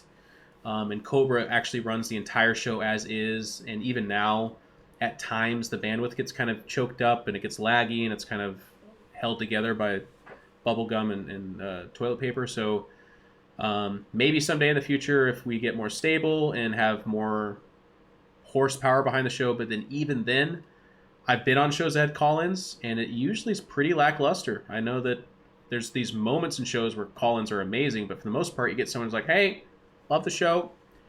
What's your favorite unit? I'll take your answer off air. Goodbye. And like the next person's like, I like spaghetti. What do you think about pizza though? And it's like, all right, well, you know, it's these, you know, it's unfortunate. And then you get the one guy who just like drops an N-bomb, and then you go, I don't like people. But maybe not.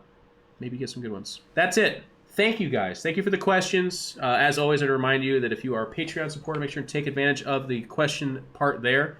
These are really good, by the way. These were fantastic questions. And then, of course, shout out to, well, I'll give my shout out to my co-hosts, but I just want to thank them for being really awesome about that as well. I had no idea Puck raised goats. Now we all know. Speaking of ways to support stuff that somebody asked earlier, if you are interested, this is my sell-out moment, so if you need to cover your ears, do it. But if not, let me seduce the sweet, sweet greenbacks out of you. We have some fantastic people to support the channel and the show. They are listed here. And thank you guys. We are up to almost $1,800 on the Patreon. That's amazing. I still do want to really encourage people that if you're listening and consuming this content and you do have the money to spare, please consider joining us on Patreon. I want to hit $2,000, and then I want to start paying our guests. I think that's a really cool thing to do. We pay our graphic people, we pay Cobra, Dan and I pay ourselves, of course, but we want to pay everybody involved, and we think that at that number, it makes sense to divvy it up, and we can do that. So if you're interested in helping us out achieve that, that'd be great. If not, and you just watch the show, like we said earlier, that's great too. So don't feel like you aren't welcome here if you don't do that. And then, as always, other forms of contribution too, of course, are subbing to my channel or watching these fine folks and going to there and letting them know. This show is always meant to be a big boost to the StarCraft scene in general, and I think it's been that so far, so thank you everyone for being a part of that. That does it for episode 22. Let's give our shout-outs. Joey, it's your first time on. We're going to have you back on, if for no other reason than I just want you and Artosis to have some quiet, awkward, alone time live in front of nearly 1,000 people or so. But you know what? In the meantime, what are you up to? What can people follow you on Twitter? What do you got? Check out my Twitter as nice__ username. That's my handle on Reddit as well. Those are the two places you'll find me posting content, not really anywhere else. You could also check out my YouTube channel, which is youtube.com/niceyt channel. I have, like I said earlier, I'm kind of drowning in projects. A lot of them I think are very exciting. I got an observer interface I want to make. I got a mod that's going to be a micro trainer because Starcraft Master came out in only Wings of Liberty, and there's been all these new units. Like, there's so much I'm doing and I'm very excited about. I actually go into this in detail on Cyan's show, which he hopefully releases soon. You can listen to more of me on his thing there. And I just want to thank you, Jeff, for letting me come on today. As a fan of you and the show and Artosis for so many years, and listening to Inside the Game all those years ago and everything, it is just a huge honor, to come on and do this. So, thank you to you especially. And that's really it. Well, thank you, Joey. You do great stuff for the scene. Really appreciate it. Thanks, Puck, man. thank you for taking time to do this. I know that you normally... Actually, I think you stream a little bit later than this. I usually watch you at night, but this is a 3-hour chunk out of your day, and we really appreciate you joining us. Can you talk about what you're doing, what you're up to, and what people can follow you on? Yeah. Right now I'm just relaxing in North Dakota, as you all know. I've been playing a lot of tournaments, BTSO, the Star Ladder, I think it's called. I'm not sure the name of it, to be honest with you. And then I'm also streaming a lot on twitch.tv/PUCKK. You can follow me on Twitter at root_puck. It's been a great honor to be on your show. Thank you for having me. Thank you for being here. And Giggly Miss Zombie grew up here, regular on the show. Thank you again for taking time out of your day to be here. What are you up to? What can people check you out on? Thank you for inviting me once again. Always a pleasure. You can follow me on Twitter at ZG Gaming, Twitch Zombie Grub, YouTube Zombie Grub. Be streaming tomorrow and the next day, and Banshee tournaments next weekend. And then I want to give a big shout out to Maynard. It's his birthday and he's streaming. What? So Is it? check it out. Well, now we know what we're hosting. All right, we'll host Maynard after this. Everyone, please wish him a happy birthday. He's a great, lovable guy in our community, and that sounds like a really good place for us to go. For me personally, just wrapping it up, Cobra is on the road next week, and we are going to not have a Pylon show next week. So that'll be our second week missed out of about 24 weeks. That's pretty damn good. And I have to give a special shout out, by the way, to our brother that's not here, Artosis, who has held down the fort. I think I've missed something like 5 or 6 episodes for very good reasons, of course. I'm not like just at home twiddling my thumbs, but he has been Mr. Constant. He's gotten guests. He's been a great host. It's been a huge pleasure to work with him. We fucking love Artosis, and I know you guys do too, so just a big shout out to him. But next week we'll take a time off just because doing logistics in that situation doesn't sound good. And that's okay. We'll come back the following week. We'll have a nice big episode, and we'll talk about 2 weeks worth of StarCraft, and hopefully everyone will be there for that. For me personally, I stream here, and I'm going to be streaming some XCOM and some StarCraft 2 the next couple days. If that interests you, make sure you click the follow button. And just a big shout out to everyone that supports the show. I get nothing but positive comments from everybody. I really appreciate it. So thank you guys. That's it. I'm going to send these guys off because I've taken enough of their time. Thank you everyone for tuning in, and we'll see you in a couple weeks. Bye-bye.